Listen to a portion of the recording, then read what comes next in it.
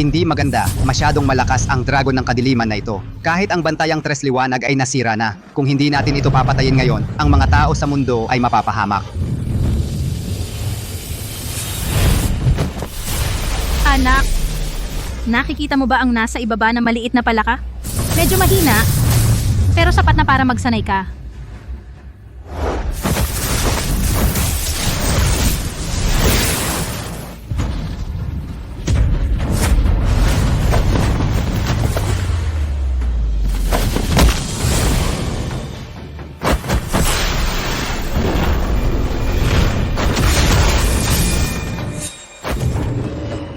Ay hindi, ginulangan na naman ako ng guro ko. Hindi ito maliit na palaka, ito ay isang tunay na dragon. Hindi ko kayang labanan, takbo.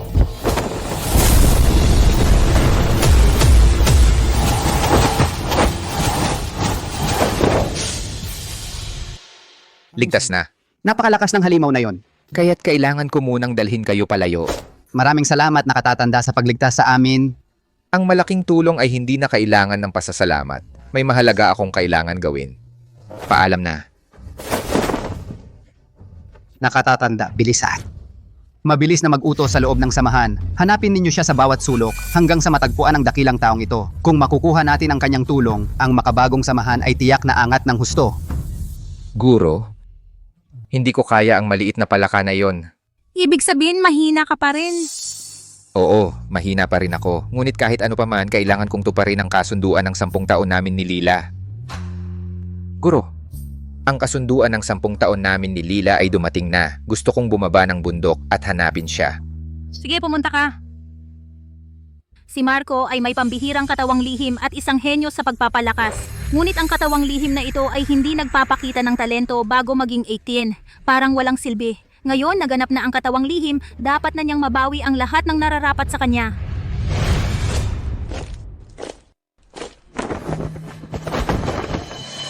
Tingnan ninyo si Lila. Papinong si pinakamagandang babae sa Luzon. Si Lila ay hindi lang napakaganda kundi apo rin ng Pinuno ng makabagong samahan na si Lorenzo Lopez. Sino man ang makatagpo sa kanya, ay magtatamasa ng magandang buhay at magkakaroon ng kapangyarihan. Binibini, malapit na ang tamang oras. Narito na ang lahat. Maari na bang simulan ang paligsahan? Hindi. May isa pang tao. Wala pa siya. Hindi magsisimula ang paligsahan. Binibining Lila, ang walang kwenta kong kapatid na si Marco, baka patay na sa labas. Bakit mo pa siya hinihintay? Mas mabuti pang pakasalan mo ako, si Daniel. Hayaan mo akong makita ang napakaganda mong mukha. Imposible. Ang aking muka ay may karapatan lamang makita ni Marco. Marco, kung hindi ka babalik, mas gugustuhin ko pang mamatay kaysa magpakasal sa iba. Teka, At ako naman.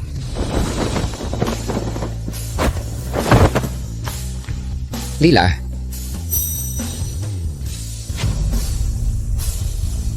Lila, bitawan mo ang babaeng iyan.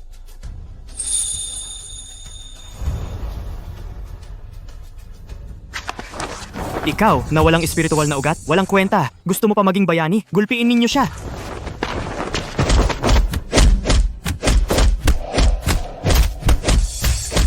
Tara na.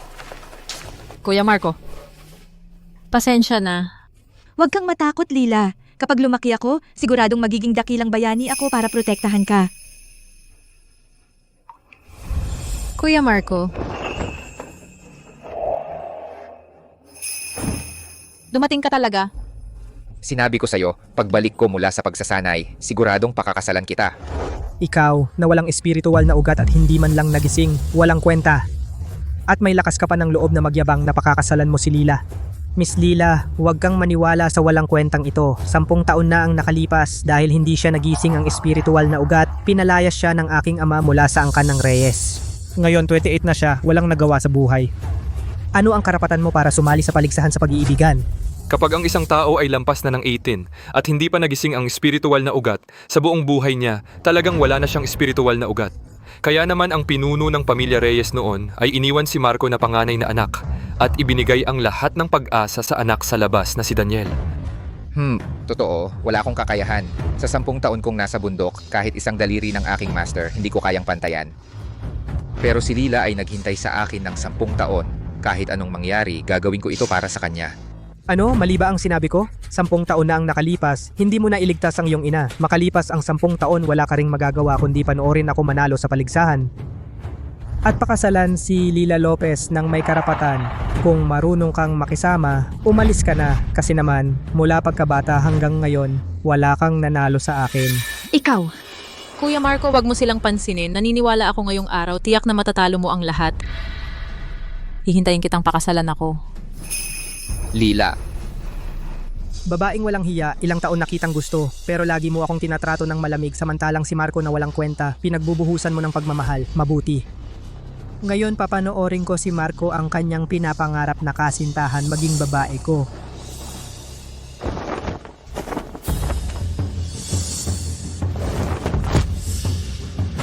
Bati kay Lolo Arturo, pagpupugay kay Lolo Arturo. Tay, bakit ka narito? Kakakuha ko lang ng balita. Ngayong araw may isang misteryosong dalubhasa, isang suntok lang, napatay niya ang dragon ng siyam na kadiliman. Iniligtas ang makabagong samahan, 3 matataas na elder. Makabagong samahan ngayon ay naghahanap ng taos-puso sa nakatatandang ito. Isang suntok lang ay kaya niyang patayin ang dragon ng siyam na kadiliman. Ganyang antas ng kakayahan, tiyak na isang malaking tao. Kung ang nakatatandang ito ay pabor sa aming pamilya, ang aming pamilya ay tiyak na aangat. Sabi nila, ang dalubhasang ito ay napakabata pa. Isang pambihirang henyo higit sa mga taong ito sa ibaba. 1,000, 10,000 beses. Kung siya ay magiging manugang ko, si Arturo. Ang galing, di ba? kung magkakaroon din ako ng ganyang kakayahan, saka ko lang mapoprotektahan. Lahat ng nais kong protektahan. Kuya Marco, huwag kang mainggit sa iba. Naniniwala akong balang araw, tiyak na magiging mas malakas ka pa kaysa sa misteryosong dalubhasang iyon. Sige ang paligsahan sa pag-iibigan na ito. Ako ang mamamahala. Unang round ng paligsahan, simula na ang pagsubok ng talento.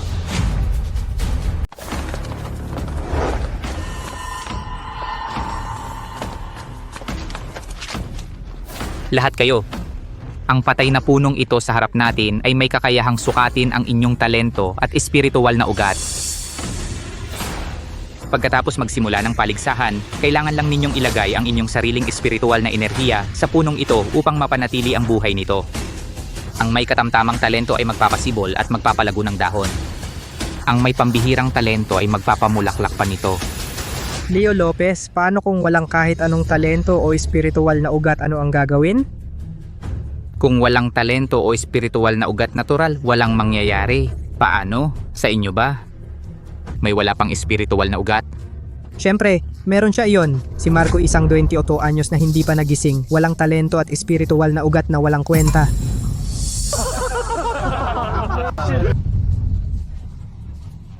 Talagang kahiya-hiya kang nilalang. Walang talento o espiritual na ugat at nangahas kang sumali sa paligsahan ng aking anak na babae? Paligsahan sa pag-iibigan. Akala mo ba ang makabagong samahan ay isang kanlungan para sa mga pulubi? Ikaw sukatin mo sa huling pagkakataon. Sino sa inyo ang mauuna? Ako na.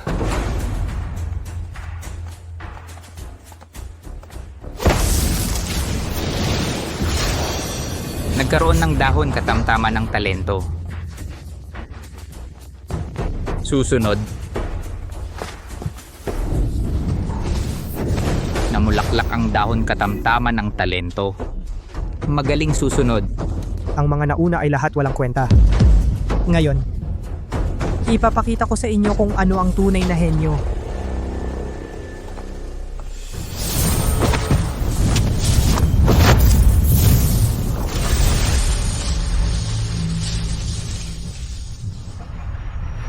Namulaklak sa tuktok ng puno, magaling pambihirang talento. Hahaha, talagang mabuti kang anak ni Eric Reyes. Hindi tulad ng iba na puro yabang lang na nagpapahiya sa pangalan ng pamilya Reyes. Marco, nakita mo ba? Ito ang agwat sa pagitan mo at sa akin. Ikaw ay isang walang kwentang tao. Manood ka habang ako at si Lila maging mag-asawa ikaw. Huwag mo silang pansinin, Kuya Marco, naniniwala ako sa'yo. Sa pagkakataong ito, tiyak na mapapatunayan mo ang iyong kakayahan, patunayan ang sarili mo. 10 taon akong hinintay ni Lila. Hindi ko dapat biguin ang tiwala niya. Kahit mahina pa rin ako ngayon, susubukan ko para sa kanya.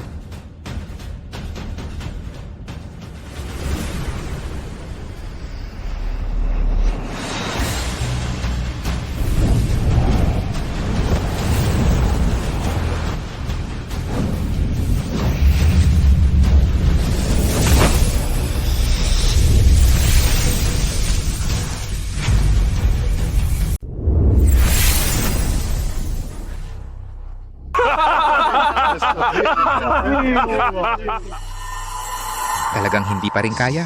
Walang koneksyon, walang talento. Talaga namang isang walang talento at walang kwenta. Kahit ang misteryosong master na iyon, hindi man lang umabot sa 1%. Sayang lang ang oras ko. Anak, ito ba ang dahilan ng iyong pagtatago ng 10 taon? Kahit na maraming pintas, hinintay mo ang taong ito. Hindi siya karapat-dapat. Marco, balita ko, sa 10 taon, pumunta ka sa 10 bundok para sumunod sa isang master at mag-aral? Pero sa pagkakaalam ko, desyerto ang lugar na yon. Wala talagang mahusay doon. Sigurado ka bang pumunta ka lang naghahanap ng kuweba at nagtago ng 10 taon? Ikaw. Daniel, tumahimik ka. Si Kuya Marco ay hindi nagsisinungaling. Noong una, wala akong espiritual na ugat. Akala ng lahat ako ay walang pag-asa na maging cultivator. Si Kuya Marco lang ang nagsabi na kaya ko. Ngayon ako ay naging bahagi ng makabagong samahan bilang pinakamahusay na henyo. Kaya kung sinabi niyang may isang mahusay na tao, tiyak na mayroon. Kuya Marco, huwag kang mawala ng pag-asa. Unang round pa lang ito. May pagkakataon pa tayo. Si Lila lang ang nagsalita para sa akin. Para sa kanya, kahit gaano kahirap ang mga pagsubok, magpapatuloy ako. Sige na, tapos na ang unang laban. Ngayon sumunod kayo sa akin para sa ikalawang round. Lugar ng laban. Tara na.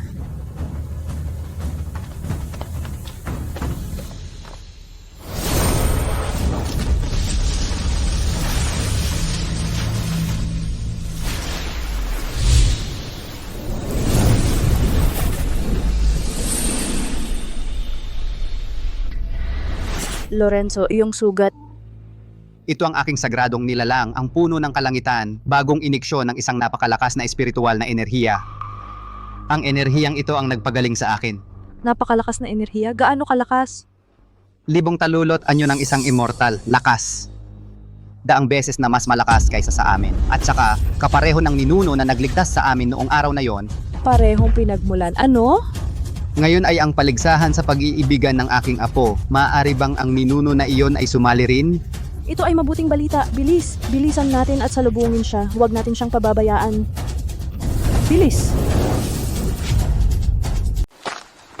Round 2. Pagsubok sa puso ng landas. Ang hagdan na ito ay ang hagdan sa langit. Ang hagdan na ito ay ang hagdan sa langit. May 10 malalaking baitang ito. Ito ang makabagong samahan. Ito ang makabagong samahan. Ginawa mismo ni Lorenzo Lopez. Sinusukat nito ang puso ng landas ng umakyat. Kung mas mataas ang akyat mo sa hagdan, mas malakas ang presyo ng puso ng landas. Tingnan ninyo. Bawat malaking baitang depende sa presyon ay nagpapakita ang iba't ibang kulay ng glow ng presyon. Kung mas matingkad ang kulay, mas malaki ang presyo ng puso ng landas. Ang mas mataas na umakyat, mas mataas ang magiging tagumpay niya sa hinaharap. Ika-4 na baitang? Kung darating ang misteryosong ekspertong yon, malamang madali niyang matatapakan ang ika-10 malaking baitang. Sayang, ang mga taong tulad niya na maladyos ay hindi tiyak ang kanilang kinaroroonan. Mga walang kwenta.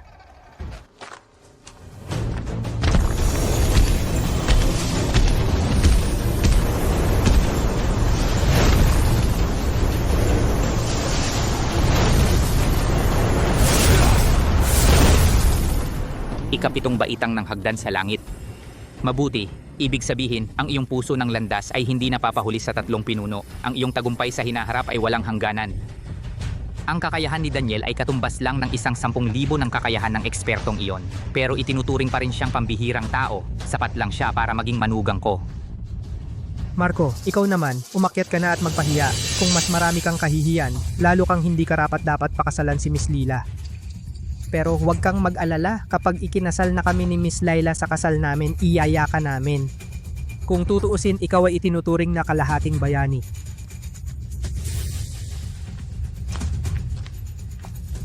Sa pagkakataong ito, hindi na ako dapat mapahiya. Kuya Marco? Sige.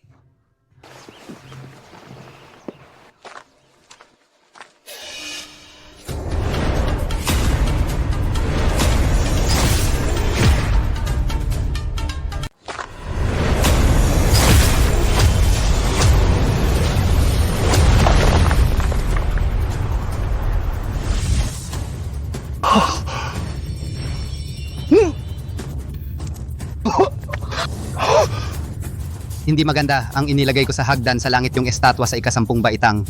Bigla itong nabasag ng isang tao. Paano nangyari iyon? Yung estatwa sa hagdan sa langit ay meron itong kalahati ng iyong lakas. At mayroon pang espesyal na patakaran ng puso Maliban na lang kung may taong may lakas at puso na mas higit pa sa iyo. para mabiyak ang estatwa sa isang iglap.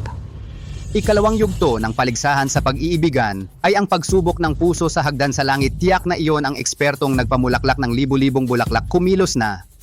Ang ganitong dalubhasa ay sumali sa paligsahan ng aking apo. Paligsahan sa pag-iibigan ay isang biyaya para sa makabagong samahan.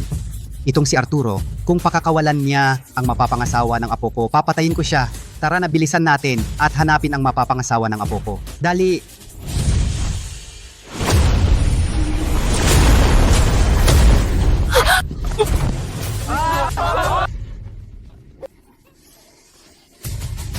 Umakyat ng isang baitang, tinaboy agad napakasama ng resulta. Kuya Marco, Sofia, tingnan mo. Ito ang taong hinintay mo ng 10 taon. Marco, ang anak ko para sa'yo, isang walang katiyakan na pangako, 10 taon.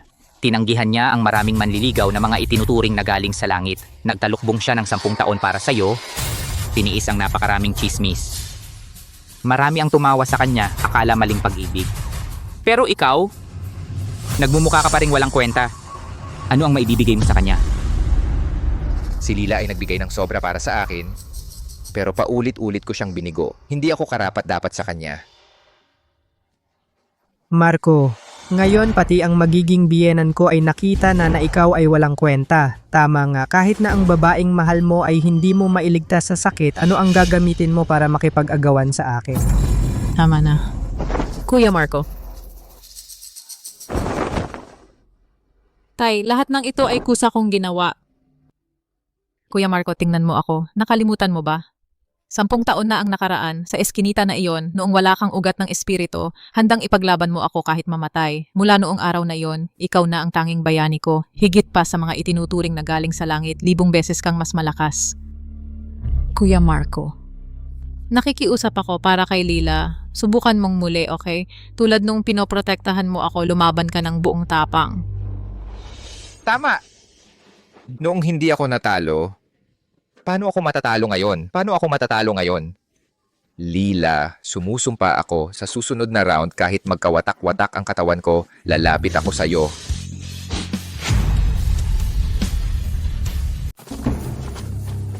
Ikatlong round, ang aking anak na babae ang siyang magsasagawa ng praktikal na pagsusulit. Kung sino ang makatalo sa kanya, siya ang magiging panalo sa paligsahan sa pag-iibigan. Kuya Marco, huwag kang mag-alala. Iingatan ko ang entablado at hindi ako matatalo kanino man. Ikaw lang ang gusto kong pakasalan. Binibining Lila, ang isang mabuting lalaki ay dapat katulad ng misteryosong eksperto na nagligtas kay Lorenzo Lopez. Dapat siyang mangibabaw sa lahat. Samantalang si Marco na isang duwag ay hindi karapat-dapat na maging asawa mo. Ako lang ang makapagsasabi kung karapat-dapat siya.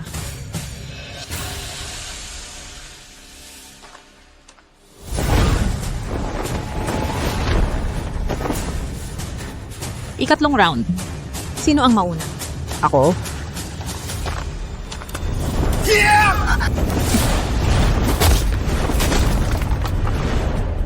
Ako.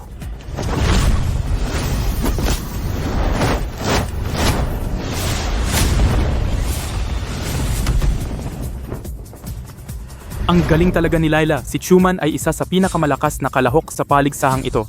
Kahit siya ay hindi tumagal ng 10 galaw.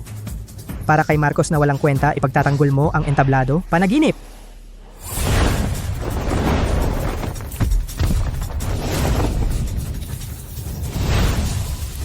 Binibining Lila, pakituro po. Sige.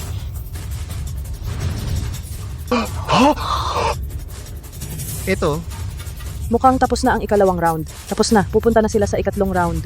hindi maganda. Ang ikatlong round ay ang paligsahan sa pag-iibigan. Kahit bahagyang gumalaw ang nakatatandang yon, lahat ng 10 disipulo na magkasama ay hindi makakalaban sa isang galaw niya. Bilis! Pumunta tayo sa paligsahan. Baka mahuli tayo at may mangyaring masama. Tara!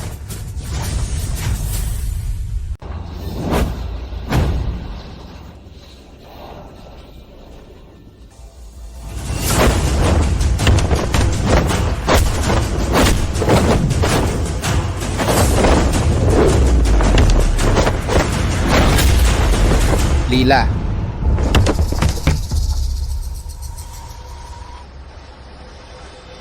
Si Daniel pala ay napakalakas. Hindi pwede. Para kay Kuya Marco, kailangan kong manalo.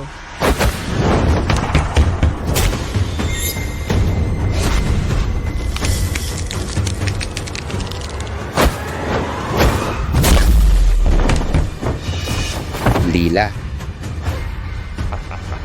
Binibining Lila tapos na ang laban. Sinabi ko na, ngayong araw ang makakapangasawa sa iyo ay ang paborito ng langit.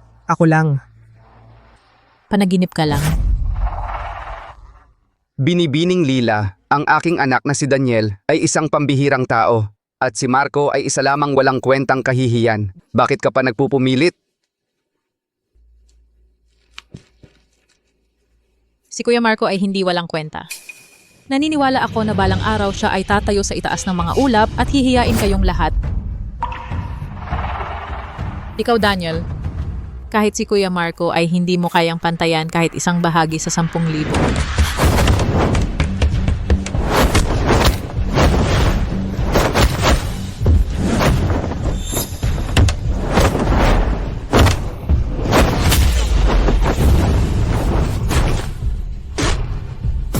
Lila, Sofia.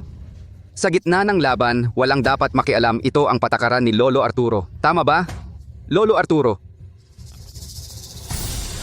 Bago pa matapos ang laban, walang sino man ang dapat makialam sa laban. Binibining Sofia, sumuko ka na sa halip. Pakasalan mo na lang ako, si Daniel gagawin kitang pinakamasayang babae sa buong mundo.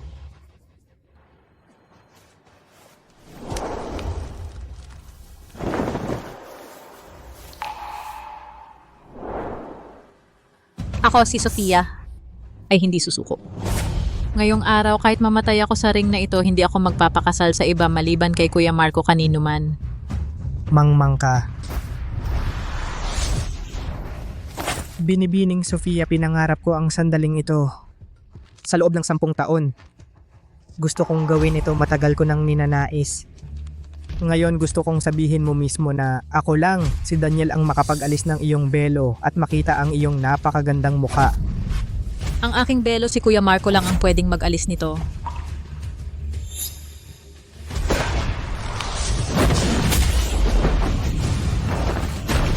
Sofia. Sofia, tama na. Hindi mo kayang talunin si Daniel. Hindi mo mapoprotektahan ang ring na ito. Si Marco ay hindi tulad ng mahiwagang mandirigmang iyon na makakagawa ng himala sa gitna ng kawalan. Kung ikaw pa rin ang anak ni Arturo, sumuko ka na at pakasalan si Daniel. Hindi. Hindi ako maaring sumuko. Hindi ko pa hinihintay ang pagbabalik ni Kuya Marco matapos ang kanyang pagsasanay sa araw na pakasalan niya ako. Sofia, huwag kang matakot. Kapag lumaki ako, tiyak na magiging isang bayani na magpoprotekta sa iyo. Naniniwala ako kay Kuya Marco. Kaya hindi ako maaaring sumuko. 10 taon na akong naghintay. Hindi ito matatapos ngayon. Ako si Sofia. Hindi ako susuko.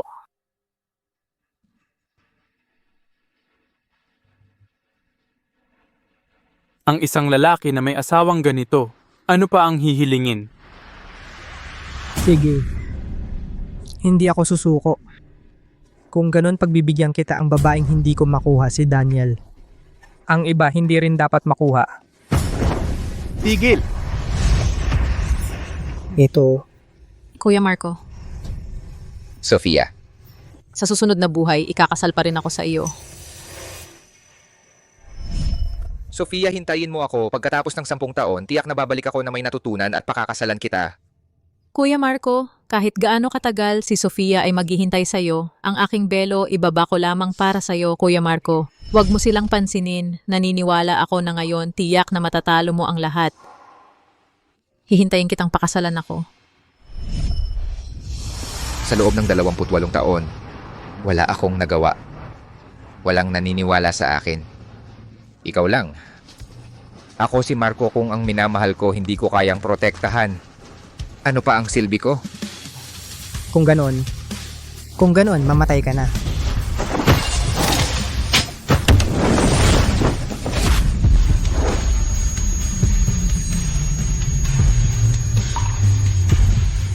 Tigil.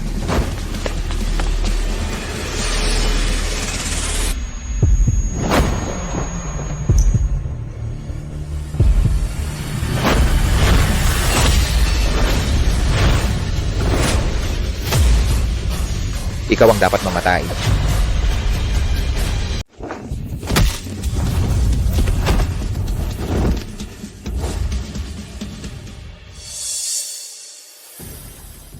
Buwisit! Sa gitna ng laban, sino ang nagpahintulot sa iyo na umakyat at sumalakay ng patalikod? Marco, sinabi ko na, sa gitna ng laban walang sino man ang pwedeng umakyat at makialam. Ang sinabi ko, itinuring mo bang hangin lang? Bumaba ka agad? Lila, ayos ka lang? Kuya Marco, umalis ka na. Nilabag mo ang patakaran. Hindi ka patatawarin ng tatay ko. Patakaran? Si Lila, para sa akin ay nagdusa ng 10 taon. Ang inyong mga patakaran ay hindi man lang siya pinrotektahan. Si Lila ay napilitan sa bingit ng kamatayan. Ang inyong mga patakaran nasaan? Mula ngayon, ang patakaran ko, si Marco ang siyang magiging patakaran. Kuya Marco. Nakakatawa. Marco, ang ginawa mo ay manloko lang para ako ay umurong. Akala mo ba talaga ikaw ay isang talunang biglang nanalo? Dahil sa pandaraya, nakayanan mo lang ang isang galaw ni Eli. Ngayon, harapang lumaban kay Eli, Marco, patay ka na. Walang kakayahan. Kahit mamatay, protektahan ko siya. Hindi mamatay ka na.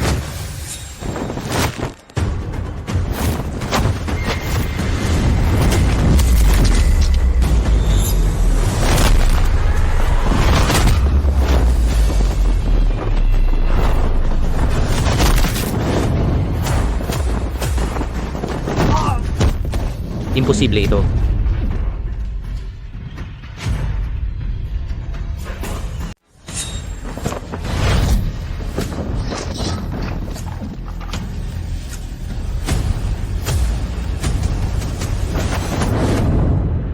Imposible! Daniel, kamusta ka?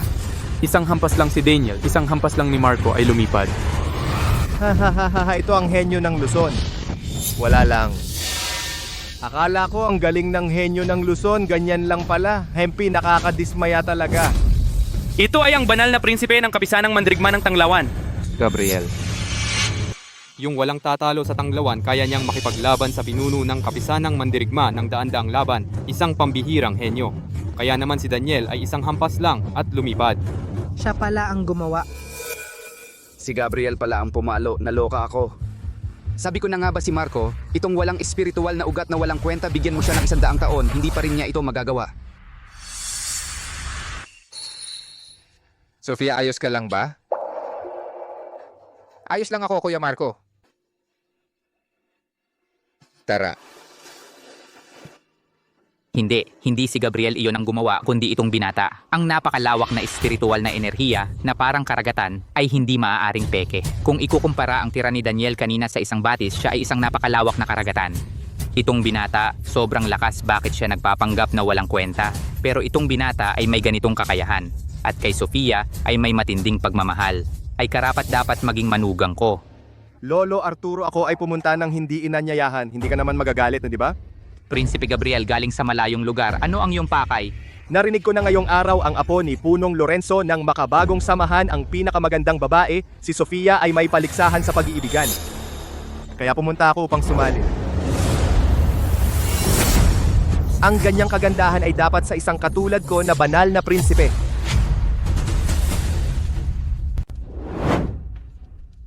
Mga batang mangzo, pumunta kayo sa Luzon para magulo at gusto ninyong pakasalan ang apo ko. Panaginip! Lorenzo, matanda ka. Huwag kang mainit ang ulo. Ang usapin ng mga bata, hayaan mo ang mga bata. Sila na ang bahala. Tayong mga matatanda, dito lang tayo manood. Tristan, ikaw taga Mangzo, nandito ka rin. Ano? Bakit kayo lang sa Luzon ang pwedeng magdiwang at bawal kaming sumali mula sa Tanglawan? Ikaw lang? Gusto mong pigilan kaming tatlo? Ano? Subukan mo. Akala mo ba takot ako sa'yo?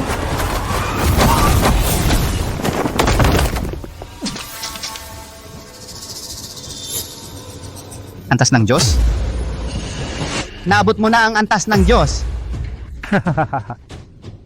Kaya Lorenzo, sinabi ko na sa iyo ang usapin ng mga bata, hayaan mo na silang mag-ayos. Pagkatapos ngayon, baka maging magkaugnay tayo. Hahaha. Sino ang may gusto maging kamag-anak sa'yo, ikaw na taga Mangzo? Pero ang matandang iyon ay naroon din. Kung nandyan siya, hindi nabanggitin si Gabriel. Kahit si Tristan ang matandang taga-Mangjo, siya mismo ay pumunta ay hindi magiging pantay. Sige, dahil gusto ni Tristan, manonood ako ng magandang palabas kasama ka. Baka sa oras na yon, ikaw ang magalit. Magalit, haha.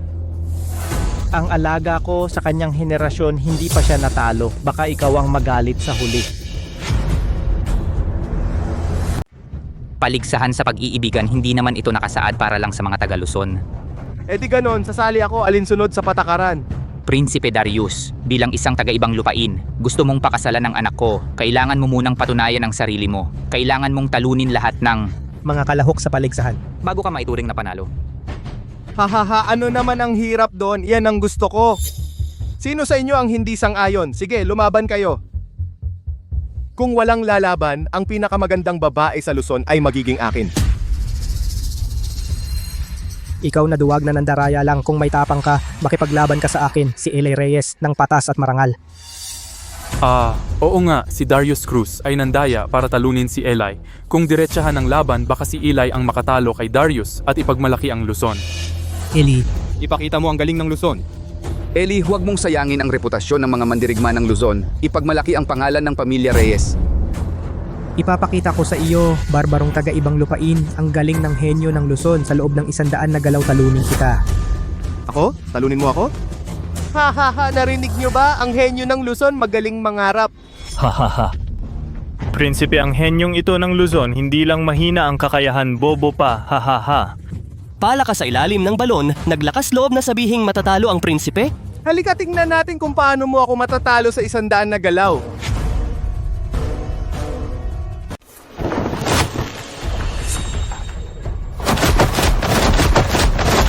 Masyadong mahina at mabagal. Kayong mga henyo sa Luzon, ito lang ang kaya ninyo. Si Gabriel pala ay napakalakas. Ang mga galaw ni Daniel sa harap niya. Ay parang laro ng bata, nakakatawa. Si Gabriel ay talagang isang henyo, matibay ang pundasyon, matalino sa laban. Kahit ako, para talunin siya, ay nangangailangan ng daan-daang galaw. Ikaw, Gabriel, ay henyo. Ngunit ang magiging manugang ko ay halimaw sa mga halimaw. Hahaha. Tatay, anong oras na at tumatawa ka pa? Gusto mo ba talagang ipakasal ako sa barbarong iyon? Aking anak, huwag kang mag-alala, hindi mo siya pakakasalan. Mahirap ba ang isang kamay? Parang kaya ko rin. Huwag mo akong hamakin. Hamakin ka? Karapat dapat ka bang hamakin ng banal na Gabriel? Gusto ko lang malaman mo na masyado kang mahina. Tapos na ang laro.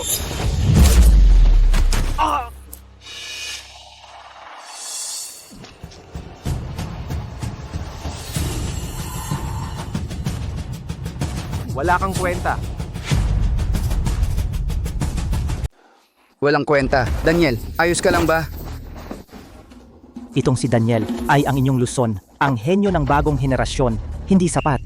Ang alaga ko kahit kalahati ng lakas ay hindi pa ginamit. Ang henerasyon ninyo ay mahina. Tristan Santos. Huwag masyadong mayabang. Hindi pa tapos ang laban. Matigas ang bibig. Tingnan natin ang inyong Luzon kung ano pang tao ang mailalabas ninyo. Sino pa? May hindi sang-ayon pwedeng umakyat. Ako, si Darius, ay magpapakita pa rin ng awa gamit ang isang kamay. Kanina, hindi ba kayo maingay? Bakit? Ngayon ay tahimik? Walang tao sa Luzon, puro duwag na walang kwenta. Dahil walang gustong lumaban ayon sa patakaran, Miss Lila ay magiging akin na. Leo Lopez, ipahayag mo na. Simula ngayon, ang iyong mahal na anak na babae ay magiging ika-eka din kung asawa. Sinong nagsabing walang gustong lumaban? Baka naman, Leo Lopez, gusto mong ikaw mismo ang lumaban gamit ang iyong lakas laban sa bata? Siyempre hindi ako, Marco. Ikaw na. Marco, umakyat ka. Marco, hindi ba ako nagkakamali? Papasukin si Marco, yung 2 round na pagsubok na laging talunan? Si Leo Lopez ay nababaliw na. Oh, gusto niyang gamitin si Gabriel para patayin si Marco. Marco, patay ka na. Ngayon kahit si Leo Lopez ay ayaw na sa iyo. Alam ng lahat, si Marco, 5 taon na ang nakalipas, pinalayas ko siya sa angkan ng Ye. Ang ginawa ni Marco ngayon ay walang kinalaman sa angkan ng Ye. Ang buhay o kamatayan niya, ang aming angkan, ay hindi mananagot. Tatay, nababaliw ka ba? Bakit mo pinapayagan si Kuya Marco na mamatay? Kahit gaano mo siya kapuot, hindi mo dapat gamitin ang ganitong paraan. Lila, hindi ko naman intensyong ipapatay siya. Alam ko na kaya niyang manalo. Manalo? Kuya Marco, hindi mo ba nakita ang unang 2 rounds? Paano siya mananalo sa halimaw na iyon? Marco, kung wala nang ibang aakyat, ikakasal si Lila kay Gabriel. Ikaw, handa ka bang para kay Lila lumaban sa entablado? O para kay Lila, handa akong gawin ang lahat. Kuya Marco, huwag kang pumunta. Mamamatay ka. Lila, huwag kang mag-alala. Si Gabriel ay hindi mukhang ganoon kalakas. Sa tingin ko, kaya kong manalo. Hindi dapat. Tiyak na kaya mo. Marco, maniwala ka sa sarili mo. Pero, Lila, magtiwala ka sa akin ng isang beses.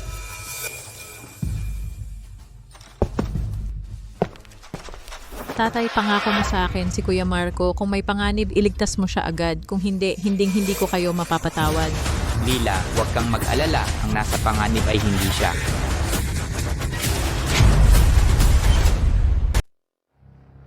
Yung matandang iyon. Sa wakas, umakyat na siya. Ayos na, sigurado na. Lorenzo Lopez, matandang yon, nalilito ka yata? Narinig ko mula sa mga tao sa ibaba, itong si Marco ay isang ganap na walang kwenta at umaasa kayo sa walang kwentang ito. Kaya ba niyang talunin ang alagad ko? Walang kwenta ba siya? Malalaman din natin agad. Tristan Santos. Hintayin mo lang. Kailangan lang ng alagad ko na gamitin ang kalahating lakas. Isang suntok lang at matatalo ang batang ito. Ikaw ang lalaking yon kanina na nagsabi sa ilalim ng entablado. Ako, ang banal na anak, ay mukhang hindi gaanong malakas. Oo nga, sa tingin ko, hindi ka rin naman ganun kalakas. Sige. Ang banal na anak ay naghari sa tanglawan ng maraming taon. Ito ang unang beses na makatagpo ng tulad mo, isang tangang walang takot. Ayos, Marco. Malapit ka nang mamatay. Matigas pa rin ang bibig mo. Sa palagay mo ba ay masyadong mahaba ang buhay mo? Nagpapakamatay ka. Nagbago na ang isip ng banal na anak. Noon ay gusto kitang talunin sa isang suntok, pero ngayon, gagawin kitang walang kwenta sa isang suntok. Mamatay ka na! Marco, ingat. Ang suntok na ito, tapos na ang walang kwentang ito. Mabuti nang matalo. Wala na, walang problema. Hindi ka ba kumain? Ang hina ng lakas mo. Ito, paano nangyari ito? Nakuha mong saluhin? Ang hina ng suntok na to, bakit hindi ko to masalo? Hindi ba siya basura na walang talento? Paano niya nasalo? Ang suntok ni Gabriel? Baka si Gabriel ay niloloko lang siya. Sinadya niyang ipasalo sa kanya. Oo, tama. Niloloko ni Gabriel ang basurang to. Tama. At sinadya pa niyang ipasalo ang suntok na to sa basura. Kung hindi ang seryosong suntok na ito ni Gabriel, kahit ako hindi to masalo, paano to masasalo ng basura? Loko. Gabriel, ang suntok na yun ay talagang buong lakas na. Kung pag-uusapan ang panloloko, ito ay talagang si Marco ang nangloloko kay Gabriel. Sinuntok mo ako kanina. Ngayon, itong suntok na to, ang ibabalik ko sa'yo. Itong suntok na to ang lakas.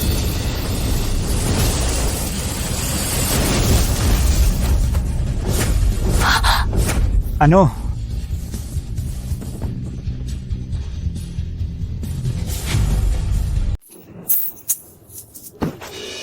Prinsipe Gabriel. Ikaw. Isang suntok, isa lang, natalo si Gabriel. Siya ang pinakamatalino sa tanglawan. Kahit isang suntok ni Marco ay hindi niya kaya. Imposible. Guni-guni lang ito. Itong walang kwenta. Paano naging ganito kalakas? Nagtatago ng kakayahan. Itong suwail na anak lagi nang nagtatago ng galing. Ang lalim ng kanyang isip, nilinlang pa niya maging ang mga magulang niya. Dapat siyang mamatay. Tatay, alam mo na ba ito nun pa? Oo.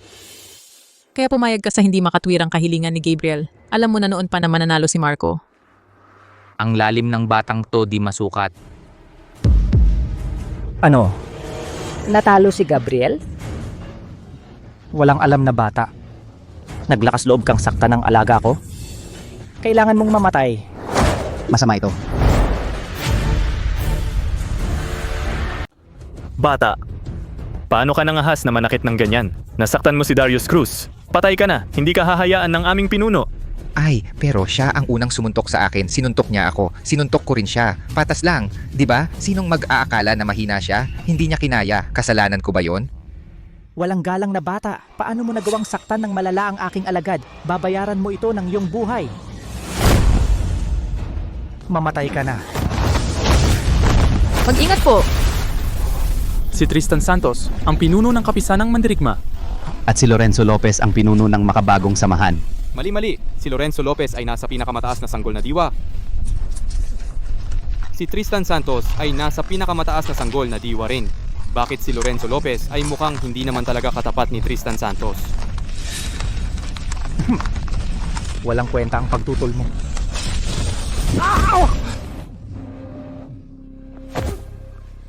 Lorenzo, lakas loob mo akong harangan? Ngayon, walang makakapagligtas sa hayop na yan.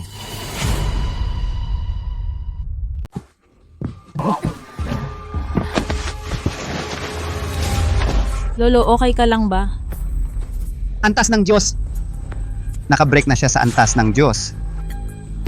Antas ng Diyos? Isang antas ng Diyos na dakilang dalubhasa. Masama ito. Isang antas ng Diyos na dakilang dalubhasa.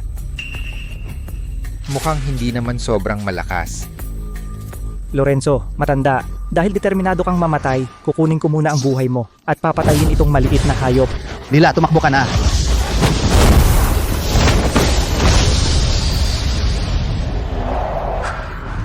Talagang nahawakan ko? Nahawakan ang Panginoong Lorenzo ay... Nahawakan ang palad ni Tristan Santos. Paano mo nangyari ito? Ikaw, isang Yuan Ying lang. Paano mo naharangan ang aking palad na antas ng Diyos at hindi ka natalo?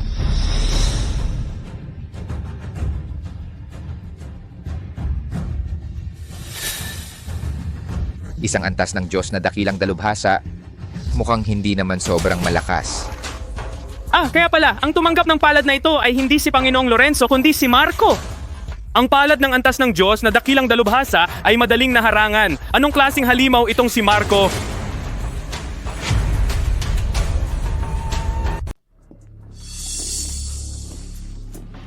Ginoo. Talaga? Nasa antas ng Diyos ka rin ba? Lolo, ikaw ang lolo ni Lila, kaya ikaw ay nakatatanda ko. Huwag mo akong tawaging Ginoo, tawagin mo na lang akong Marco. Ay, isang cultivator ang nauna ay dapat igalang ang antas ang pinakamahalaga. Mula ngayon, kanya-kanya na tayo ng tawag. Tatawagin kitang Ginoo. Ikaw at si Lila ay pareho. Tawagin mo na lang akong lolo. Sige. Bata. Sino ka ba talaga? Ako si Marco. Lolo, maari ka munang magpahinga. Ako ang lalaban sa kanya. Ginoo, mag-ingat ka.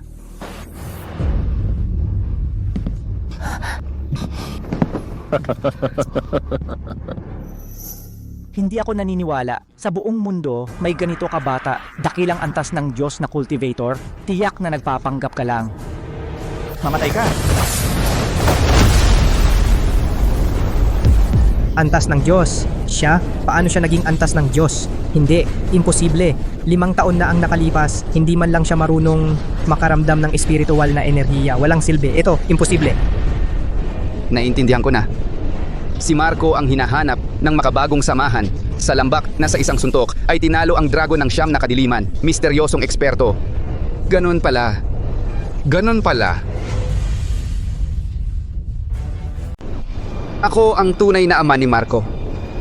Kapag nagsalita ako, tiyak na makakabalik si Marco sa pamilya, ye. Kung magkakaroon si Ye ng si Marco itong eksperto sa antas ng Diyos, tiyak na aakyat sa tuktok ng Luzon. Hindi, ang dalisay at malalim na espiritual na kapangyarihan ng batang ito ay hindi naman papahuli sa akin na kakabreak lang sa antas ng Diyos. Ngunit siya ay napakabata. Imposible na makamit ang antas ng Diyos sa sarili. Binata, hindi ako naniniwala na sa edad mong ito ay may ganitong antas ng pagsasanay. Sabihin mo na mayroon kang napakalakas na artifact na nagpapahintulot sa iyo na lumaban sa akin, isang antas ng Diyos. Wala naman. Ang aking guro ay hindi ako binigyan ng anumang artifact. Tinuruan lang ako ng pagsasanay. Mali ang hula mo. Lalong lumilitaw ang katotohanan sa iyo. Kung wala kang ganitong makapangyarihang artifact ang iyong espiritual na kapangyarihan na lumalaban sa antas ng Diyos, paano mo ipapaliwanag? Kayamanan. Oo, tiyak na ganyan. Sabi ko na nga ba, itong walang kwenta paano bigla siyang naging napakalakas. Nakuha niya napakaswerteng swerte, nakakuha ng napakalaking pagkakataon. Bakit ang ganitong magandang kapalaran ay napunta sa walang kwentang ito? Kung ako ang nakakuha ng artifact ngayon, ang lahat ay nakatingin sa taong nakakuha ng magandang babae ay ako, si Daniel. Hindi ito patas. Kayamanan. Kung talagang kayamanan kayang magpalabas ng ganyang kalakas na kapangyarihan, si Ethan ay bata pa, may daladalang mahalagang kayamanan, malamang na magdulot ng kapahamakan. Bilang tunay niyang ama, nararapat na ako ang mamahala nito para sa kanya. Tama. Ako muna ang pansamantalang mamahala ng kayamanan, tiyak na maaakay ang pamilya, tungo sa walang katulad na tagumpay. Tama. Bata umaasa sa mga panlabas na bagay na ito ay hanggang imahe lamang. Ang aking antas ng Diyos na pagsasanay ay nakuha sa pamamagitan ng mahirap na pagsasanay. Ang panloob na kapangyarihang ito ay matatag, kaya kitang ubusin sa pamamagitan ng pagtitiis.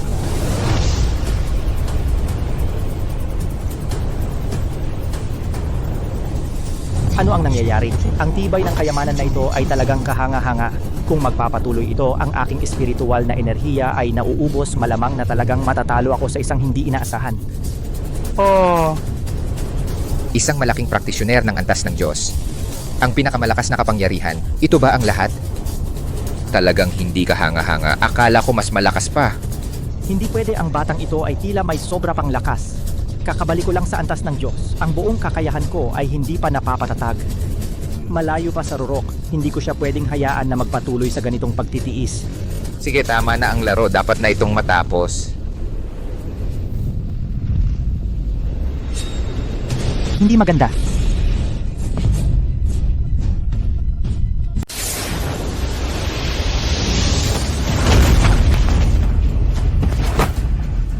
Hoy, bakit biglang umatras? Hindi pa nga ako gumagamit ng lakas eh. Bata, swerte mo ngayon. Kakapromote ko lang sa pagka-Diyos. Hindi pa stable ang aking estado. Kapag nakauwi na ako sa sekta ngayon, pagsasamahin ko ang aking estado. Darating ang araw na kukunin ko ang iyong buhay at kukunin ang iyong kayamanan. Umatras. Hoy, umalis na lang? Ay, Lolo. Maraming salamat nakatatanda sa iyong tulong para sa makabagong samahan na nalutas ang malaking kalamidad na ito. Lolo, pakitayo po agad. Sobra naman kayo, nahihiya ako. Natural lang na tumulong kapag may nakikitang hindi tama. Magaling na bata. Ngayon ipinapahayag ko na ang nagwagi sa paligsahan sa pag-iibigan ay si Marco. Sino pa ang may tutol? Si Marco ay napakalakas. At para sa makabagong samahan, nalutas ang ganitong krisis. Wala kaming tutol. Sandali, may tutol ako. LA Reyes, tapos na ang laban. Mayroon nang nanalo at natalo. Ano ang opinyon mo? Si Ethan Reyes ay umaasa lang sa isang kayamanan na hindi alam kung saan nanggaling, kaya nagkaroon siya ng ganyang lakas. Ang kayamanan ay panlabas na bagay lamang. Hindi iyon maituturing na sariling kakayahan. Kung ako ang may ganitong kayamanan, tiyak na mas malakas ako sa kanya. At ang paligsahan sa pag-iibigan ay may 3 round. Kahit na sa huling round ay swerte siya na matalo si Darius Cruz, paano ang unang 2 round? Ang talento, ang puno ng kalangitan ay walang reaksyon. Ang pagsubok ng puso, umakyat ng isang hakbang at bumaba. Ito ay nakita ng lahat. Kaya ayon sa paligsahan sa pag-iibigan na patakaran na 2 sa 3 panalo, ang nanalo sa unang 2 round ay ako. Ako ang tunay na panalo. Si Ethan Reyes ay isang basura na umaasa sa panlabas na bagay. Ano ang karapatan niyang pakasalan si Lila Lopez? Mukhang may punto. Ang performance ni Marco sa unang 2 round talagang nakakalungkot. Kung nanalo siya sa tulong ng mga gamit, talagang hindi marangal ang panalo. Sabi na Marco, ikaw ay walang kwenta noon at walang kwenta ka habang buhay. Ano ang karapatan mo upang maging karapat-dapat kay Miss Lila? Ang taong karapat-dapat kay Miss Lila ay ako lamang. Sino ang nagsabing si Marco ay walang resulta sa unang 2 round? Ito ay nakita ng lahat. Panginoong Lorenzo, sikat at iginagalang po kayo. Gusto ba ninyong magpakita ng paboritismo? Ako ay palaging makatarungan sa aking mga ginagawa. Si Marco sa unang 2 round ay hindi lamang walang resulta, bagkus ay nakamit ang isang kahanga-hanga at pambihirang resulta. Ikaw lang ang bulag at hindi nakakilala sa tunay na ginto. Tingnan ninyo. Ito si Marco, ang kanyang resulta sa unang 2 round. Tingnan ninyong mabuti. Hindi ito posible.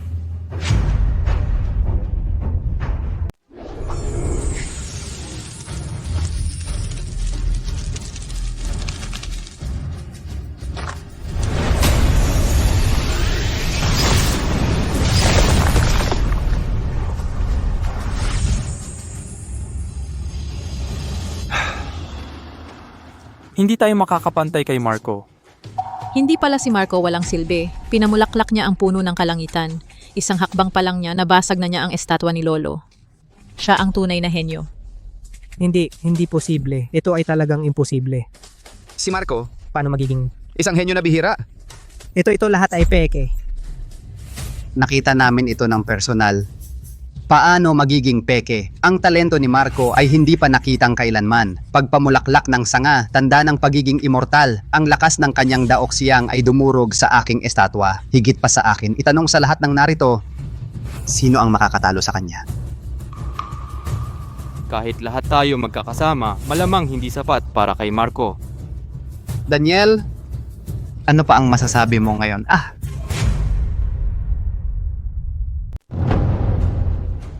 May tao, ang mga manggugulo na sumisira ng kaayusan, palayasin sa makabagong samahan.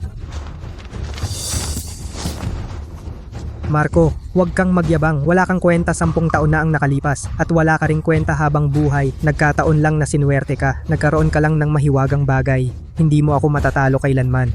Ako ang tunay na henyo ng pamilya Ye. Anak, papa, mali ako. Sa mga nakaraang taon, ako ay nabulag ni Daniel na walang utang na loob at taksil na hayop. Sa mga nakaraang taon, nagtiis ka ng kawalan ng katarungan. Ginoong Ye, kung mapapatawad kayo ni Marco ngayon, ano ang gagawin ninyo? Siyempre, ibabalik namin si Marco sa bahay. Si Marco, simula ngayon, ay ang tunay na anak ng pamilya Ye at magiging pinuno sa hinaharap. Ibibigay ko ang pinakamagandang resources lahat sa kanya. Babawi ako ng doble. Ngunit ang pagkakaroon ng mahalagang bagay ay alam na ng lahat. Ang ganoong kayamanan si Marco ay bata pa. Baka hindi niya ito kayang bantayan. Kaya,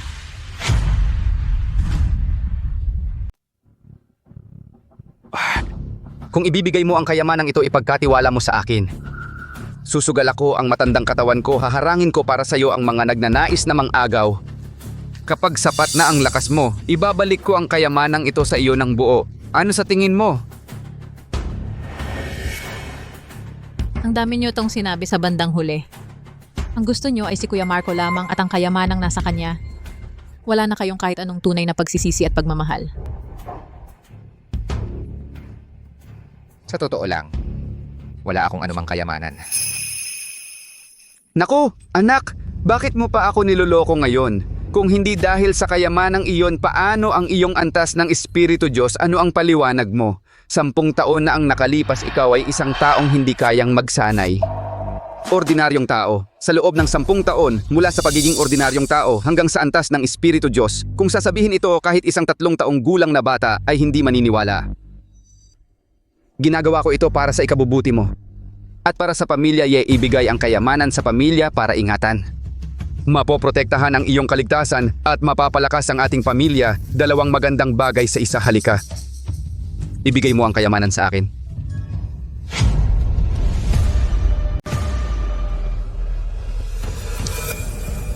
Ako si Marco, wala kang pamilyang tulad mo.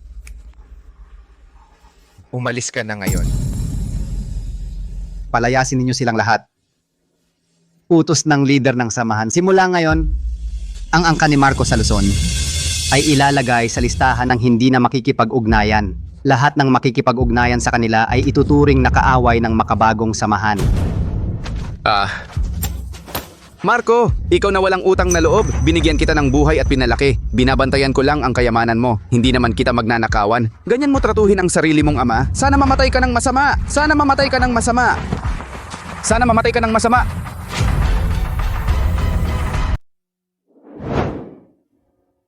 Lolo Ricardo, hindi naman sa tingin mo may kayamanan ako. Nagbibiro kayo nakatatanda. Kayo ang aming 3 tagapagligtas at nagligtas sa makabagong samahan. Kahit anuman ang dahilan kung bakit kayo may ganitong kapangyarihan, kayo ay malaking biyaya sa makabagong samahan. Ako, Ricardo, ay lubos na gumagalang sa inyo, nakatatanda. Kuya Marco, kahit may kayamanan ka o wala ka man ay henyo o mahina, mahal pa rin kita. Ikaw ang mapagmahal at tapat tumutupad sa pangako. Kuya Marco, magpakailanman. Hindi pa kayo kasal, parang iba ang iyong pinapanigan. Sobrang lala. Kung sakaling ikasal kayo, ang tatay mong ito kailangan ng tumabi. Tatay, ano bang sinasabi mo? Sige anak, tinakpan mo ang kanyang muka sa loob ng 10 taon. Ngayon bumalik si Marco, nanalo sa laban, siya na ang iyong asawa. Ngayon ang belo mong ito dapat nang tanggalin, kung hindi iisipin ng iba na ang anak ni Arturo ay pangit at walang kagandahan, hindi maipagmamalaki. Tatay, ikaw ang hindi maipagmamalaki. Kuya Marco, pwede mo bang tanggalin para sa akin? Sige.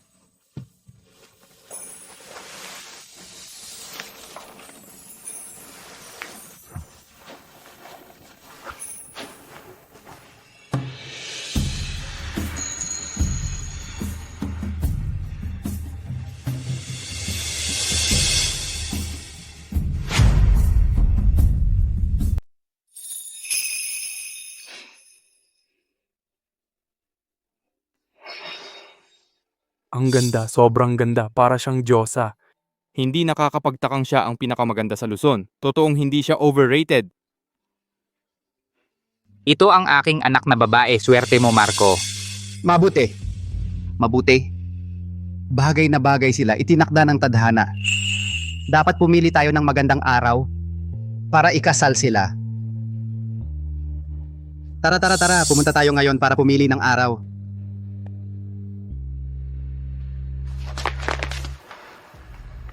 Lila, ang ganda mo talaga. Kuya Marco, Lila, noong 10 taon na ang nakaraan, nangako ako sa'yo na aakyat ako sa bundok para matuto ng martial arts. Kapag natapos na ako at bumalik, pakakasalan kita. Ngayon, sa wakas nagawa ko na. oo, alam ko naman na kaya mo yan, Kuya Marco.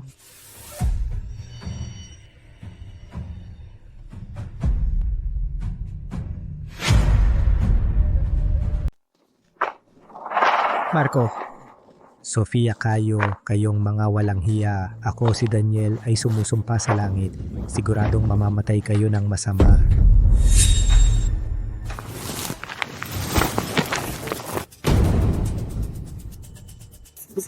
Ang inyong lingkod, si Daniel, pagpupugay sa inyo, Ginoo. Hindi ko po alam, Ginoo, ano po ang inyong ipag-uutos. Alam mo ba ang makabagong samahan? Oo, alam ko. Galing po ako sa makabagong samahan dahil sa paligsahan sa pag-iibigan. Paligsahan sa pag-iibigan. Sino ang nag-aalok? Ito ay ang pinuno ng makabagong samahan na apo ni Lorenzo Sofia. Sofia, anong sinabi mo? Angkan Lopez ang tapang ninyo. At magdaos para sa binibini ng paligsahan sa pag-iibigan? Binibini. Ginoo, kayo po ay... Ako si Miguel. Galing sa kabisera mula sa Angkan Villanueva, isa sa 4 na sinaunang pamilya. Ako ang komandante ng hukbong itim na balat ng Angkan Villanueva. Angkan Villanueva ng kabisera. Ang buong Shanwu ay may 9 na kaharian. Sa 9 na kaharian, ang kabisera ang pinakamataas at nangunguna sa iba pang 8 kaharian, at ang 4 na sinaunang pamilya ng kabisera, kabilang ang Angkan Villanueva, ay isang napakalaking kapangyarihan. Ang pagdurog sa makabagong samahan ay parang pagdurog ng langgam. Kung ako'y makakasama sa Angkan Villanueva. Kaya kayo pala ang Ginoo mula sa Angkan Villanueva ng kabisera. Ako si Daniel, nais kong maglingkod sa inyo at maging tapat na alagad. Mabuti. Sa paglalakbay na ito, kailangan ko ng alipin na pamilyar sa Luzon. Gusto mo bang sumunod sa akin? Oo, gusto ko po. Ako po gusto ko po, 100%. Angkan Villanueva, ito ay mas malakas kaysa sa makabagong samahan na isang napakalaking taga-suporta. Kung ako'y mapansin ng Angkan Villanueva, ako si Daniel, hindi na mag-aalala na muling bumangon. Marco, hintayin mo ako? Ginoo, sa pagkakaalam ko, si Sofia ay ang punong matanda ng makabagong samahan, anak ni Arturo. Mukhang hindi siya Villanueva, Gino, baka nagkakamali kayo ng hinahanap. Arturo talaga ang ama ng binibini, pero ang kanyang ina ay ang kasalukuyang puno ng Angkan Villanueva. Ganon pala. Noong naghihirap ang puno, tumakas siya patungong Luzon at si Arturo nagkaroon ng panandaliang relasyon. Ipinanganak ang binibini noong panahong iyon. Nagkaroon ng kaguluhan sa loob ng Angkan Villanueva para sa kaligtasan ng binibini, kaya siya pansamantalang inalagaan sa makabagong samahan. Ngayon naayos na ng puno ang Angkan Villanueva. Kaya ako na ang susundo sa binibini pauwi. Nga pala, Yung nabanggit mong paligsahan sa pag-iibigan, ano yon? Ganoon po, Ginoo. Ilang araw na ang nakalipas, gumawa sila ng paligsahan sa pag-iibigan para kay Sofia. Ngayon, si Sofia ay may fiancé na. Ano? May fiancé na si Sofia? Sino ang lalaking iyon? Ginoo, iyong lalaki ay isang walang kwentang walang kakayahan. Sa paligsahan, nanalo siya sa pamamagitan ng masamang paraan. Siya ang nanalo. Isang hamak na walang kwenta ay nangahas na hawakan si Sofia. Magaling ang Villanueva, magaling makabagong samahan. Ang tatalas ng inyong loob. Ang pinuno ng angkan ay matagal nang nakipagkasundo kay Gio Bautista para sa kasal at kayo ay nangahas na ipakasal siya sa iba. Hahanapin ninyo ang kamatayan. Daniel, mag-guide ka. Pumunta tayo agad sa makabagong samahan. Ako mismo ang kukuha kay Sofia. At yung walang kwentang sumira sa puri niya, pupunitin ko ng pira-piraso. Opo, Gino. Sumunod po kayo sa akin. Malaki pala ang background ni Sofia. Marco, akala mo panalo ka na. Panaginip. Ang babaeng Villanueva ay hindi para sa'yo. Sofia, nagpunta ako sa guro ko. Babalik ako sa ilang araw. Hihintayin kita. Marco, ingat ka sa biyahe. Ikamusta mo ako sa guro mo? Sige, hintayin mo ako.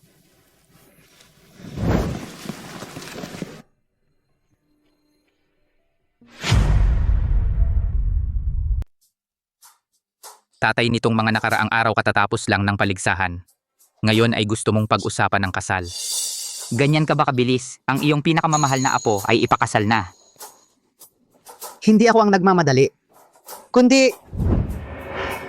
may ibang tao. Lolo, nagsisinungaling ka. Wala akong pagmamadali.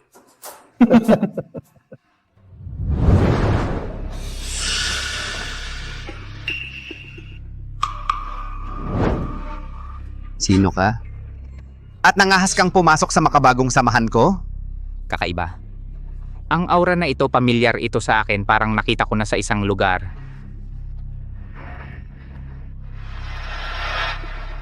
Arturo, matagal na tayong hindi nagkita. Ikaw pala. Ang Villanueva ng kabisera. Bakit sila narito? Ang Villanueva ang pamilya ng aking ina. Miguel. Noong panahong iyon, sinunod ko ang kasunduan at humiwalay sa Angkan Villanueva, wala ng komunikasyon. Ngayon pumunta ka kasama ang iyong mga tao. Anong pakay mo? Tama. Ang nangyari noon, katanggap-tanggap ang iyong ginawa. Pinasalamatan ka ng pinuno dahil inalagaan mo ang binibini. Ngayon, pumunta ako rito, nagdadala ng gantimpala bilang gantimpala. Pero, Arturo, hindi mo dapat ginawa na mag-isa mong ayusin ang kasal ng binibini, ang walang kwentang paligsahan sa pag-iibigan.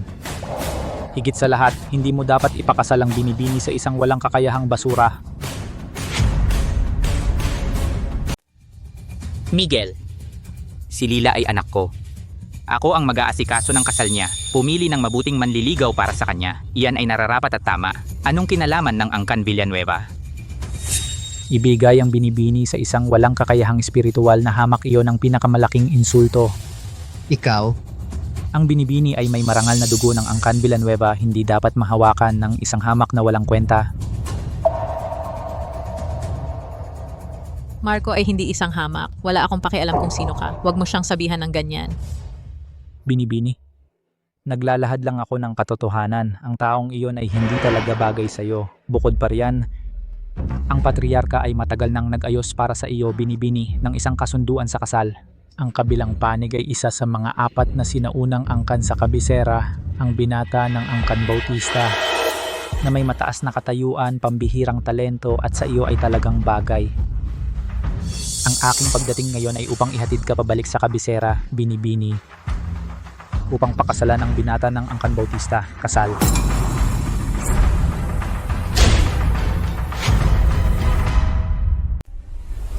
Kasunduan. Ang anak kong babae ay may kasunduan na sa kasal. Malapit na silang ikasal. Hindi kailangan ang pakikialam ng Angkan Villanueva. Tama ako, si Lila Lopez. Sa buong buhay ko, si Ethan Reyes lang ang aking pakakasalan. Kahit na sino pang Gio Bautista, wala akong pakialam. Rafael Villanueva, ang sapilitang pag-ibig ay hindi magtatagal. Pakisuyong umalis ka na. Sabihin mo sa pinuno ng Angkan Villanueva, hayaan ninyong magsama ang dalawang nagmamahalan. Hayan. Sa akala ninyo ang pangyayaring ito ngayon, ay nasa inyo ba ang pagpili? Ikaw anong ibig mong sabihin?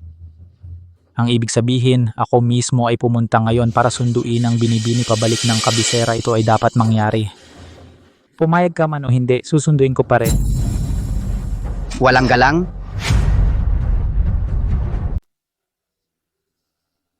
Lila, nagkakamali ka.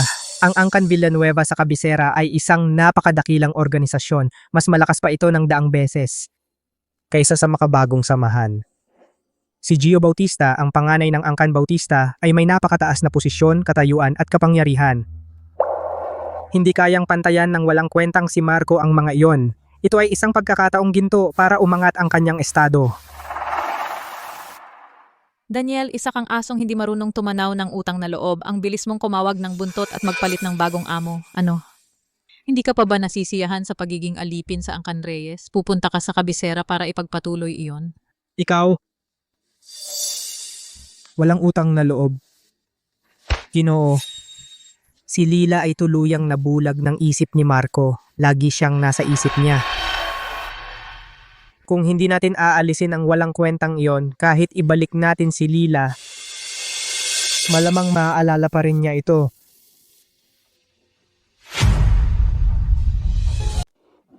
Ang insektong sumira sa puri ng binibini, hindi ko siya hahayaang mabuhay sa mundong ito. Bigyan ko kayo ng 10 segundo para ibigay siya. Kung hindi, huwag kayong magalit. Tigilan mo yan? Miguel, akala mo ba ang makabagong samahan ay walang tao? Ngayon, sa harap mismo ng mga mata ko, dadalin mo ang apo ko, kausapin mo muna ang kamao ko, kung papayag ba ito. Walang kakayahan. Nako,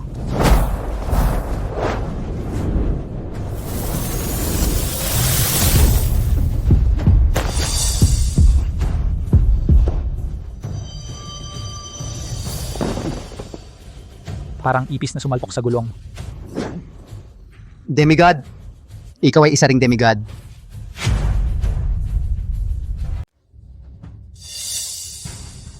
Sabay-sabay tayo.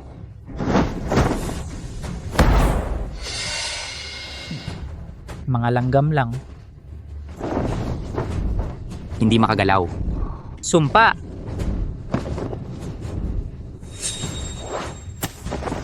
Bitawan mo ako. Binibini, pasensya na. Bitawan ninyo ako, Tatay Lolo. Ginoo, si Marco na walang kwenta. Tiyak na nagtatago siya sa makabagong samahan ngayon. Kailangang putulin ang ugat para mawala ang damo. Daniel, ikaw na mababang tao. Dahil hindi mo kayang talunin si Marco, gumamit ka ng ganitong hamak na paraan. Sana mamatay ka sa masamang paraan. Ginagawa ko ito para maibsan ang alalahanin ng amo at para alisin ang panganib kay Binibini.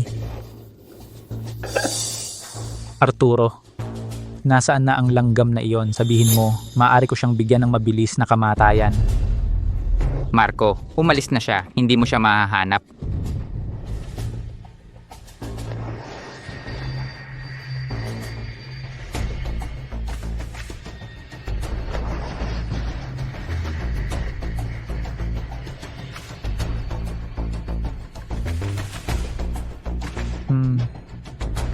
Talagang wala siya.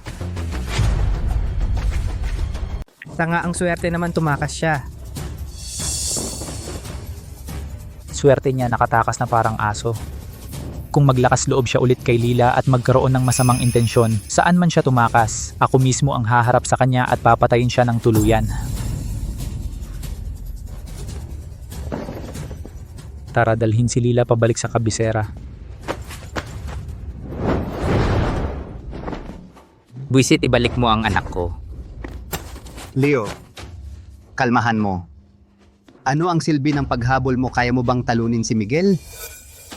Dadagdagan lang ang kahihiyan, hayaan mo lang na makita si Lila na dinala. Ang walang kwenta ko. Hindi ko man lang maprotektahan ang sarili kong anak.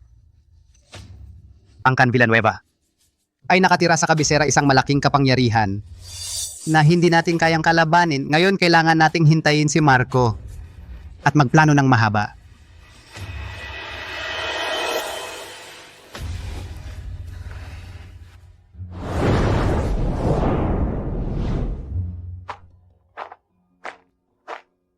Lolo, bumalik na ako, dinala ko rin ang guro ko. Maaari nating pag-usapan ng kasal. Lolo, kayo, ano ang nangyari sa inyo ba? Bakit? Bakit kayo lahat nasaktan? Nasaan si Lila? Marco, si Lila ay dinala ng iba. Ano, sino ang nagdala sa kanya? Saan siya dinala?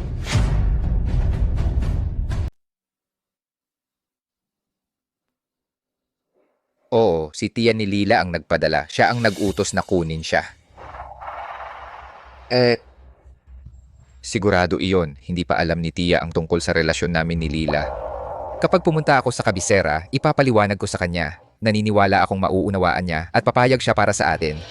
Anak, hindi mo kilala ang tiya mo. Sa kanyang paningin, kapangyarihan lang, lakas at interes ng angkan ang mahalaga. Pinahahalagahan niya ang angkan at pinagmulan. Noong una, kung hindi siya naghirap at nangailangan ng lakas ng makabagong samahan para makabangon, hinding-hindi niya isisilang si Lila kasama ko. Ikaw ay mula sa mababang uri, sa kanyang paningin, wala kang pinagmulan, parang langgam. Hinding-hindi niya papayagan na maging kayo ni Lila. Pinagmulan? Angkan?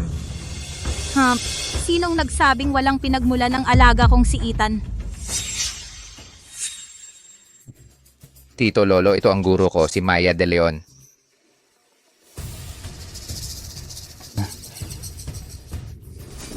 Ma'am Maya, baka hindi ninyo alam, ang Angkan Villanueva ng kabisera ay isa sa...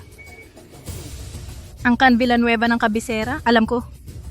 Hindi ba yung nagtatago sa kabisera at halos makapasok sa 4 na pamilya ang angkan na iyon?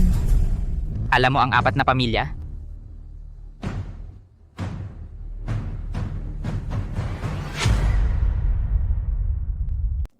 Ang layout ng kabisera ay palaging iisang paaralan at 4 na pamilya. Isang paaralan ay ang dalubhasaan ng tanong. Nakaupo ito sa tuktok ng kabisera, lampas sa material na mundo, walang makakapantay. 4 na pamilya ay ang Villanueva, Gu, Chin, Xiao, ang 4 na sinaunang pamilya. Ngunit kahit ang 4 na pamilyang ito ay nag-aagawan upang ipadala ang kanilang mga anak sa dalubhasaan ng tanong para magsanay, upang makakuha ng koneksyon. Tama ba ang sinasabi ko? Senyor, ikaw ay tungkol sa mga bagay sa kabisera, ganito ka alam? Baka ikaw ay...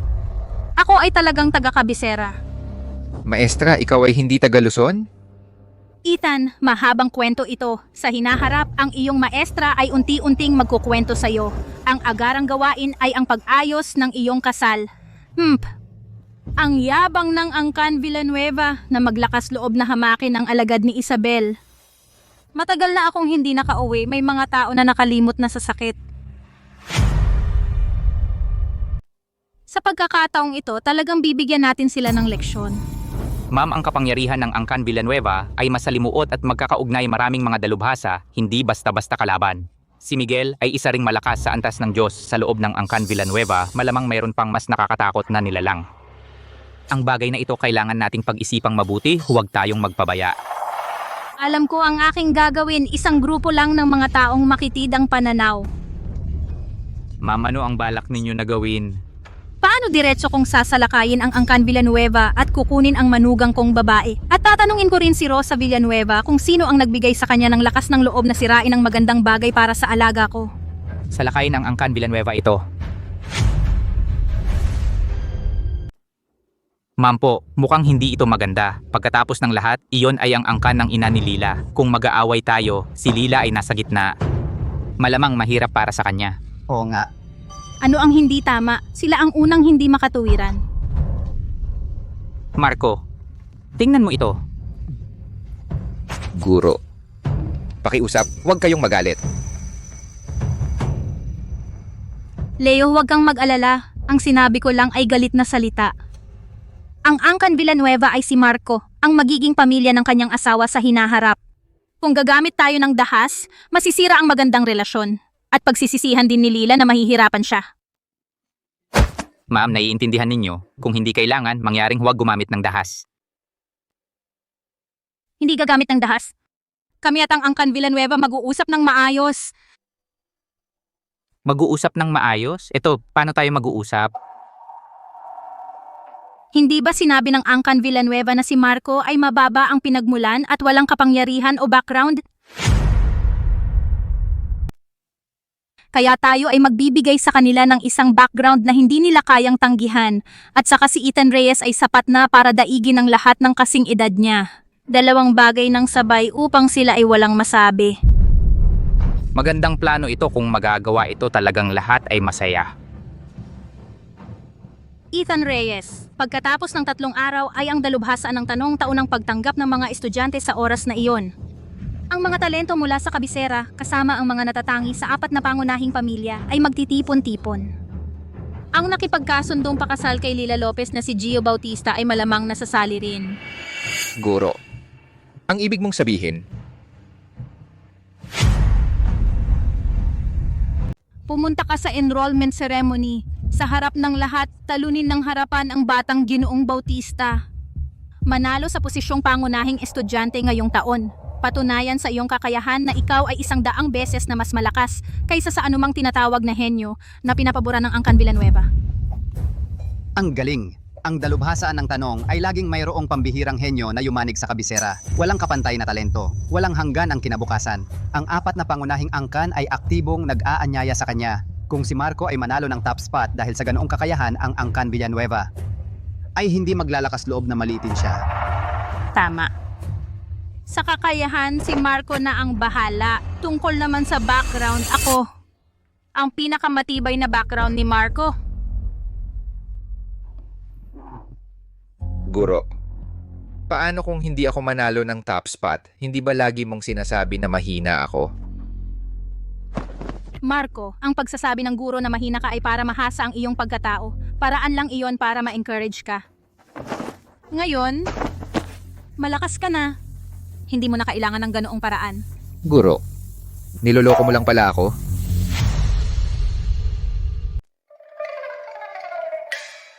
Kasi parang bata ka pa. Naniniwala ka sa lahat ng sasabihin ko. Ma'am, sobra ka naman. Sige Marco, mag-ayos ka na. Bukas ng umaga, aalis na tayo patungo sa kabisera.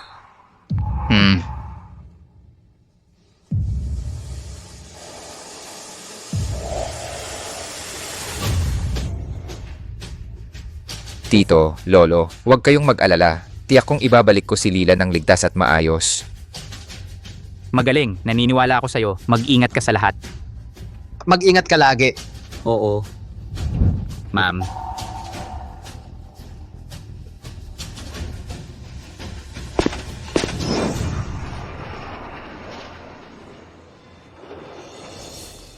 Ang gurong ito ni Marco, ang kanyang presensya ay hindi masukat. Sa kanyang pananalita sa mga nangungunang puwersa ng kabisera, kilalang kilala niya kahit parang wala lang sa kanya. Sino ba talaga siya? Nakabasa na ako ng ilang sinaunang mga lumang manuskrito kung saan malabo ang tala na sa dalubhasaan ng tanong noong ito ay itinatag ay tila may isang napakatalino na tagapagtatag ang taong ito. Ay may apelidong Mu. Sinasabi mo bang?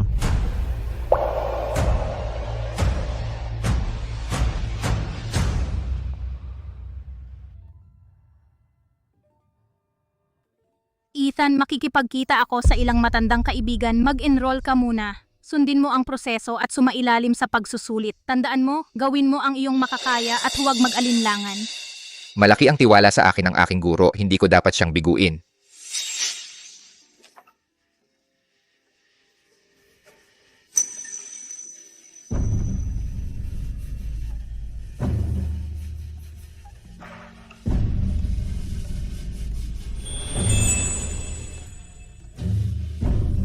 Lila-lila.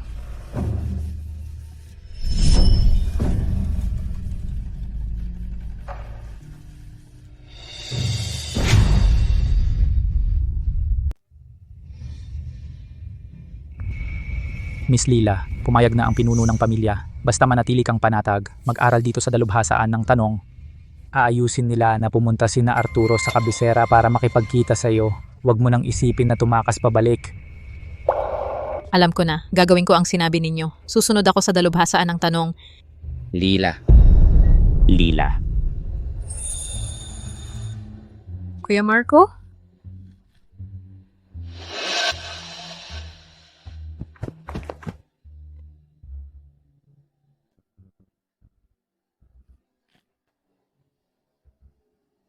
Itong walang kwenta, bakit siya nandito sa kabisera? Pero buti na lang dumating siya, nakatakas ka sa makabagong samahan. Ngayon, ikaw na mismo ang lumapit para mamatay. Mabuti na lang, gamit si Miguel, tuluyan ka nang mawawala. Ikaw na malaking banta. Ginoong Miguel, yung taong iyon ay ang laging bumabagabag kay Miss Lila. Walang kwentang walang takot. Marco. Mabuti, napakabuti. Naglakas loob kang sumunod sa kabisera at nilait mo pa si Miss Lila sa publiko. Talagang hinahanap mo ang kamatayan. Marco, bakit ka nandito? Siyempre, hinahanap kita, isasama kita. Hindi. Marco, umalis ka na. Si Miguel ay napakalakas. Papatayin ka niya. Umalis ka na. Ngayon ka lang aalis, huli na. Hindi kita papayag na saktan mo siya. Kung sasaktan mo si Marco kahit isang hibla ng buhok, hindi kita patatawarin. Seryoso ako. Binibini, pakiusap, lumayo kayo. Itong hamak na langgam ay hindi karapat dapat sa inyong marangal na dugo. Ang kanyang pag-iral ay isang paglapastangan sa Angkan Villanueva. Kayo, alagaan ninyo si Binibini. Opo, susunod po. Binibini, pakiusap, umurong po kayo para hindi kayo ay masaktan. Daniel, ikaw na walang hiya. Sige, lusob. Daniel, bakit ka nandito? Marco, mas mabuting alalahanin mo ang sarili mo. Ang iyong kamatayan ay dumating na. Kunin ninyo itong walang kwenta. Kunin niyo ang basurang ito.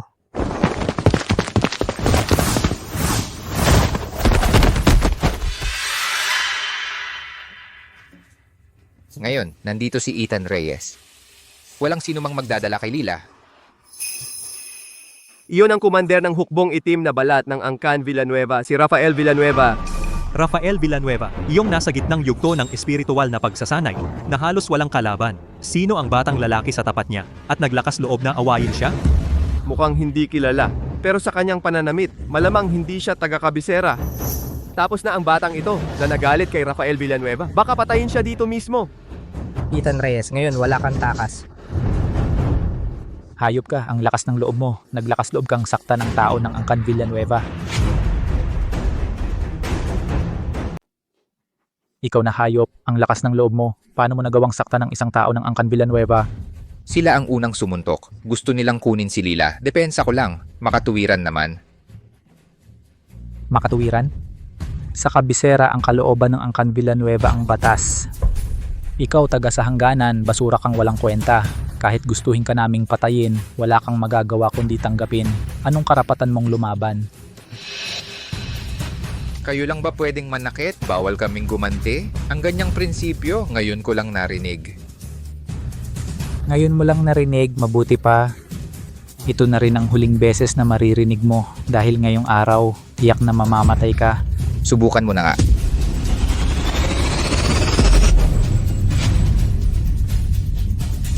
Subukan mo. Kuya Marco.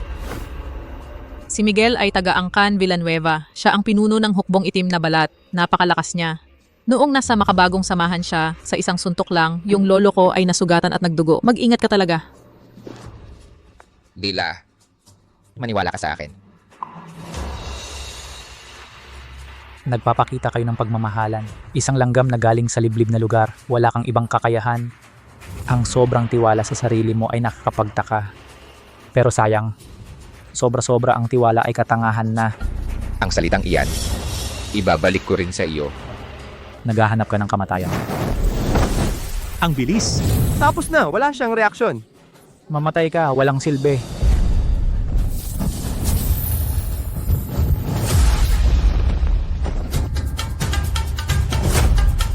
Salo!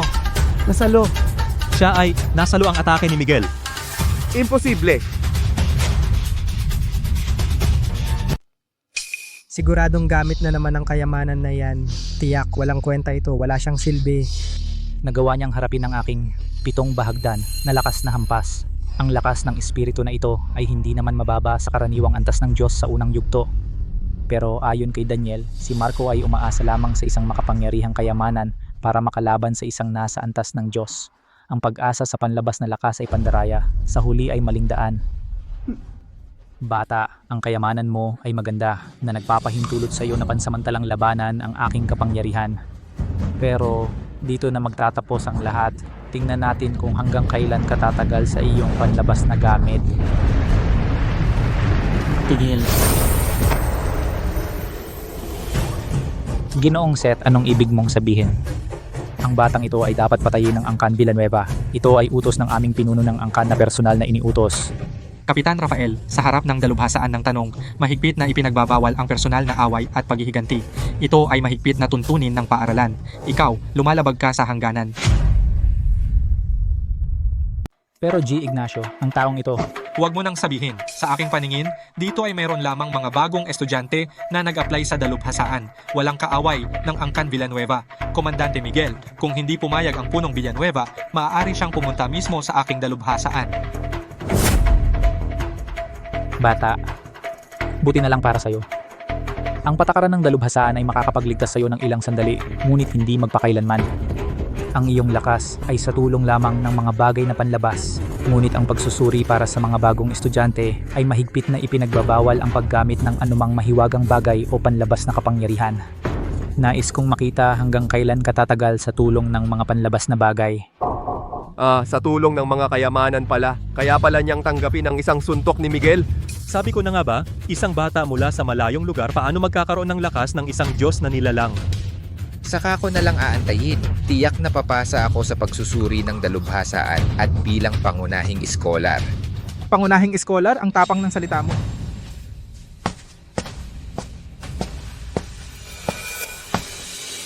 Diego. Siya si Diego, ang prinsipe ng Angkan Bautista.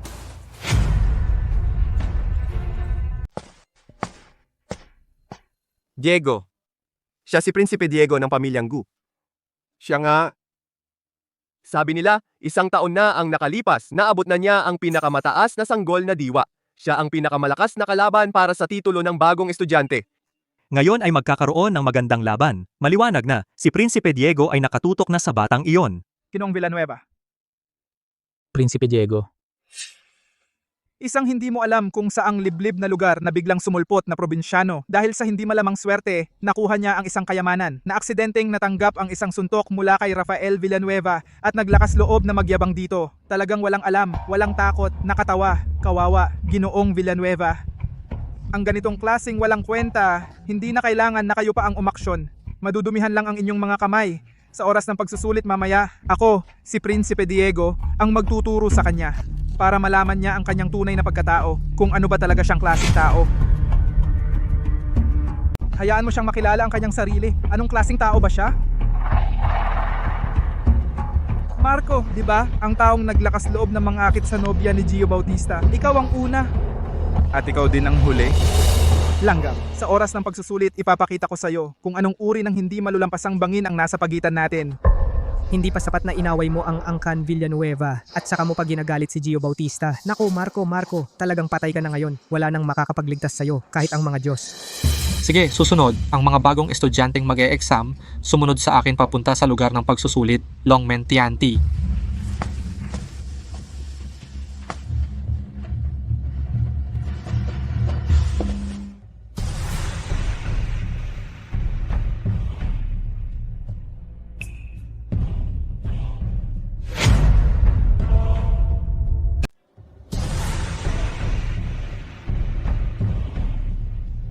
Hagdan sa langit, pagsusuri ng potensyal, pagsubok ng talento. May 30 hakbang, 5 hakbang ay maaaring makapasok, 10 hakbang ay henyo, 20 hakbang. Pataas ay bihira sa 1,000 taon. Pagkatapos magsimula ng pagsusulit, kayo ay sunod-sunod na aakyat sa hagdan. Hindi maaaring umatras, hindi maaaring gumamit ng panlabas na bagay. Ngayon magsisimula na ang pagsusulit. Hagdan sa langit. Mukhang ang hagdan sa langit ng makabagong samahan ay ang hagdan sa langit na ito pinasimpleng bersyon. Mga kaibigan, Sino sa tingin ninyo ang makakaabot sa tuktok? Hindi na kailangang sabihin tiyak na ang batang ginoo ng angkan ng Gu si Diego, ang iba pang 3 angkan. Sa taong ito parang lahat ay hindi nagpadala ng pangunahing alagad, tanging ang angkan Villanueva ay may isang binibining kamakailan lang na ibalik sa pamilya. Batang Ginoong Diego, sabi noong nakaraang taon ay naabot na ang pinakamataas na sanggol na diwa napakalakas ng kanyang kakayahan. Baka maabot pa niya ang 20 hakbang pataas. 20 hakbang? Oo. Hindi ba yon ay makakapantay ang record ni Director Carlos? Rafael Villanueva. Batang Ginoong Diego kung talagang makakaakyat ng 20 hakbang. Kung walang aberya, ang ika-20 baitang para sa kanya ay hindi mahirap. Kung hindi dahil sa kanyang pambihirang talento, ang aming angkan ay hindi na kailangang magsikap upang makipag-alyansa sa pamilyang Gu. Marco o Marco, ang paghaharap mo sa tunay na binukot ng langit ay tunay na paghahanap ng kamatayan. Ginoo, maaari bang subukan ng mababang ito? O kung aabot ka sa ika-10 baitang pataas, hihiling ako sa angkan na payagan kang sumali sa hukbong itim na balat. Salamat, Gino. Gagawin ko ang lahat ng aking makakaya. Kuya Marco, dahil sa iyong kakayahan, ang pag-akyat sa ika-10 baitang ay napakadali. Baka nga umabot ka pa sa ika-20 baitang. Huwag kang mag-alala, sisikapin ko. Sofia, ikaw rin, magsikap ka. Ang hagdan ng langit ay sumusukat ng buto at talento, ng potensyal sa hinaharap. Hindi ito nababago ng swerte o panlabas na bagay. Sofia, mamaya ay malalaman mo kung sino ang tunay na karapat-dapat pagkatiwalaan at hangaan.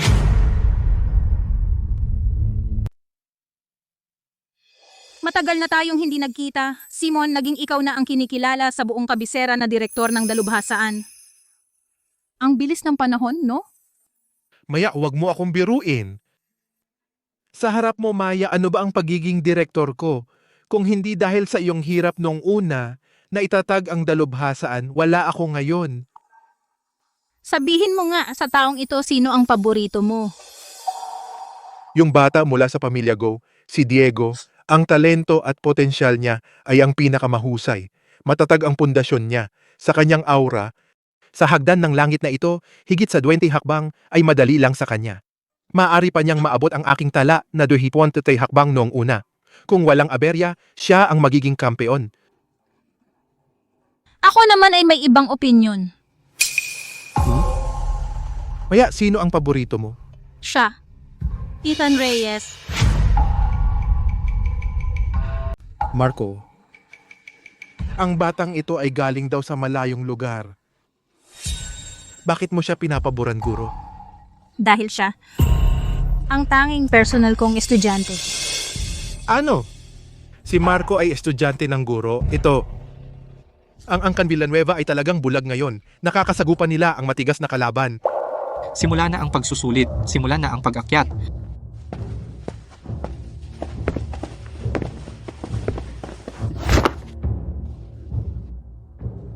Si Diego ay naakyat na sa ika-10 baitang. Ang bilis.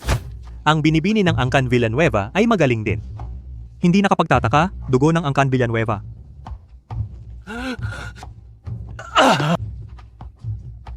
Ako. Nakaakyat na ako sa wakas, kaya kung maaari na akong sumali sa Angkan Villanueva. Tingnan nyo. Si Marco, ang basurang nagsabing siya ang magiging una, hanggang ngayon nasa unang baitang pa, walang galaw. Sa tingin ko, hindi na siya aakyat sa ikalawang baitang. Hampi, oo nga. Baka natulala siya sa takot, Siyempre, dati siya umasa sa kayamanan. Ngayon, wala na siyang panlabas na sandalan, kaya lumabas na ang tunay niyang kulay. Hampi talagang walang kwenta. Akala ko ay isang makakaya kong kaunting seryosohang kalaban, pero mukhang nag-isip ako ng sobra. Magaling na binata. Kakapasok pa lang sa hagdan ng langit ay pumasok na sa estado ng kaliwanagan. Magaling. Ito ay nakikiayon sa batas ng kalangitan, kaya pumasok sa estado ng kaliwanagan.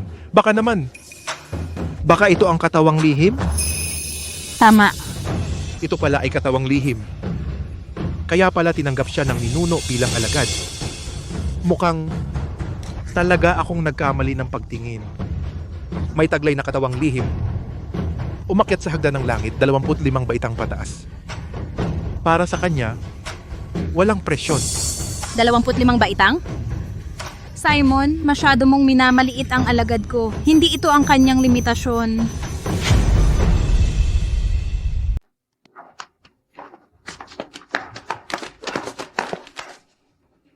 Lumagpas.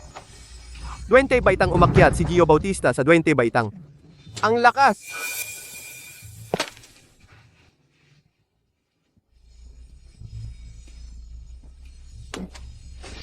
$22 baitang. Sige na nga. Sapat na para maging mas mataas sa mga kaedad. Liwanag ng alitap-tap karapat dapat bang makipagtagisan sa buwan? Natural na darating. Ngayon, kailangan ng umakyat. Ngayon pa lang aakyat? Kunwari lang hanggang saang baitang ka magpapanggap? Ikaw! Siya? Paano siya nakaakyat ng mas madali kaysa kay Gio Bautista? Hindi yung parang lang wala talagang pressure. Ano ba talagang nangyayari? Nasira ba ang hagdan? Mali. Paano nangyari ito? Talaga namang...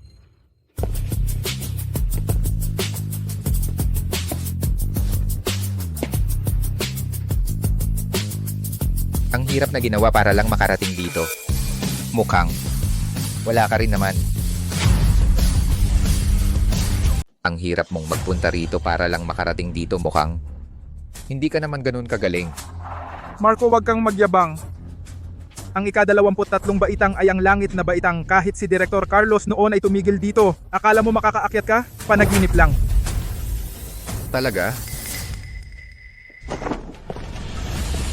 Hindi imposible ito. 23 baitang. Tumapat sa record ni Direktor Carlos. Diyos ko, ano ba ang nakikita ko? Sino ba talaga siya? Kuya Marco, alam ko na. Alam ko na ikaw ang pinakamahusay. 23 baitang. Ang talento at potensyal na ito ay nalampasan pa si Diego. Paano ito nangyari?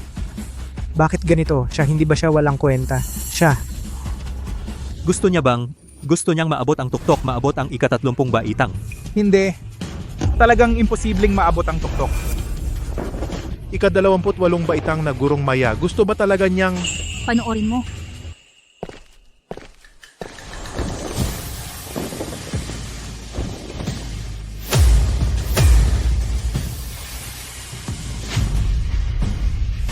Marco umakyat sa ika-30 baitang. Mula nang itatag ang dalubhasa ng tanong ikaw ang kauna-unahan. Marco, ayon sa pinakamataas na tradisyon ng paaralan, ang sinumang umakyat sa tuktok ay makakakuha ng buong suporta ng paaralan. Maaari kang pumili ng iyong guro. Ngayon, sumama ka sa akin pabalik sa paaralan. Kunin ang iyong identification token, pumili ng guro. Teka lang, hindi siya pwedeng umalis. Ginoong Seth Ignacio.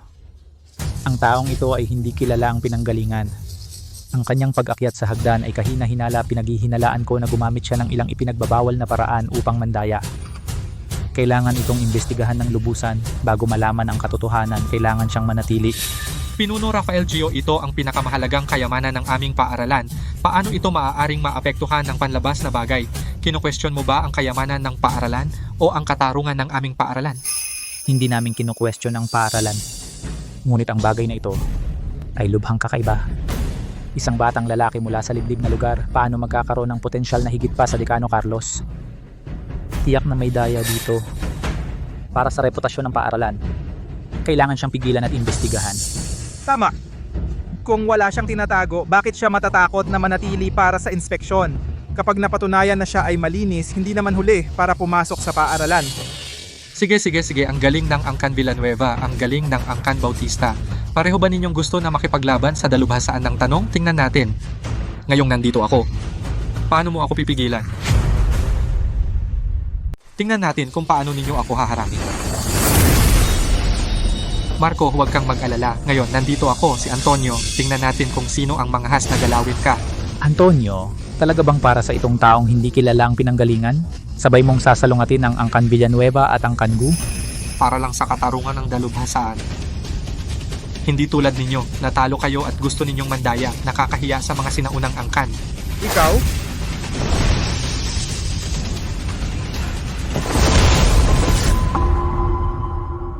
Ginoong Antonio, Pakiusap, huwag kang magalit, Ginoong Antonio. Huwag masyadong mainit ang ulo. Ito ang Angkan Villanueva at Angkan Gu. Ang kamalayan at kalooban ng dalawang pinuno ng Angkan ay bumaba kay Miguel at kay Diego. Huwag mong saktan si Kuya Marco. Ginoong Antonio, naunawaan ko na ang bagay na ito. Ang batang ito na si Marco ay may matagal ng away sa Angkan Villanueva. Pakiusap, Ginoong Antonio, ibigay mo siya sa Angkan Villanueva para parusahan. Ang Angkan Gu naman ay may kaunting gusot sa batang ito. Ginoong Antonio, bigyan mo ako ng konsiderasyon. Ibigay mo ang batang ito upang hindi masira ang relasyon ng dalubhasan at ang dalawa nating angkan. Mga pinuno ng dalawang angkan. Si Marco ay pumasa sa pagsusulit ng dalubhasaan. May pambihirang talento at protektado ng dalubhasaan. Ang inyong ginagawa ay wala bang pakialam sa mga patakaran ng dalubhasaan? Ang mga patakaran ay patay, ang tao ay buhay. Ang batang ito ay dapat dalhin. Ginoong Antonio, ikaw, hindi mo kami mapipigilan. Pinunong Miguel, Pinunong Gu, bakit kayo ganyan nananakot? Si Marco ay estudyante ng dalubhasaan ng tanong. Ang problema niya, kami na sa paaralan ng bahala. Wala na kayong dapat alalahanin. Umuwi na po kayo. Director Simon, gagawin mo ba kaming kaaway para sa batang ito?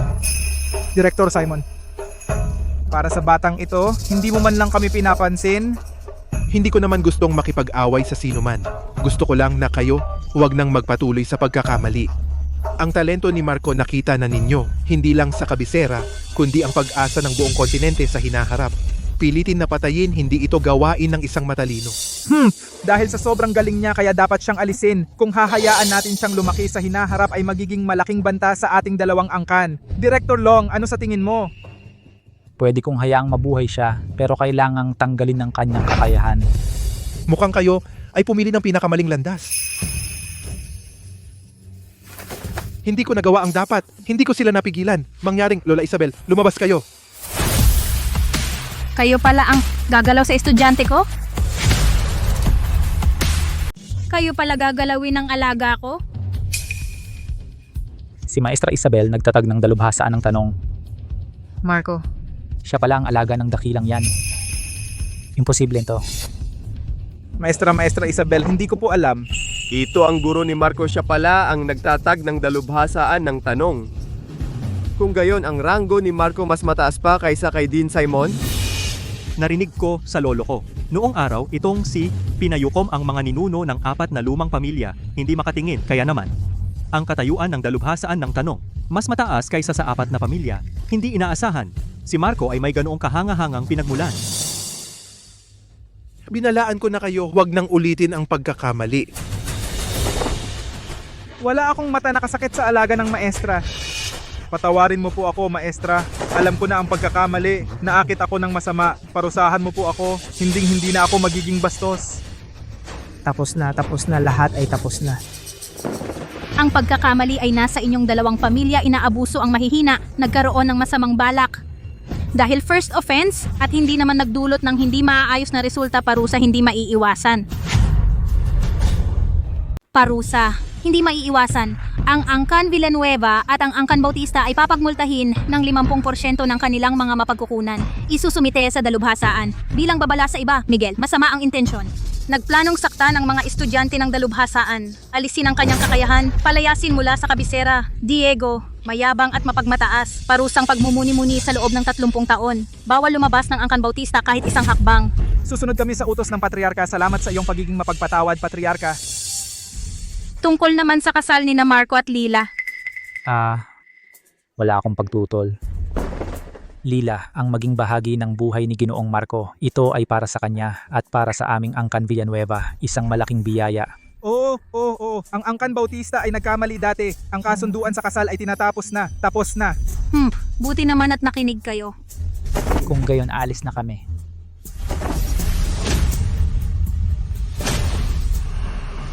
Marco, Lila, sumama kayo sa inyong guro pabalik sa dalubhasaan. Pumili tayo ng maswerteng araw. Itakda na natin ang araw ng inyong kasal. Tara na, Lila. Ngayon, hindi ka na makakatakas. Hindi naman ako tatakas.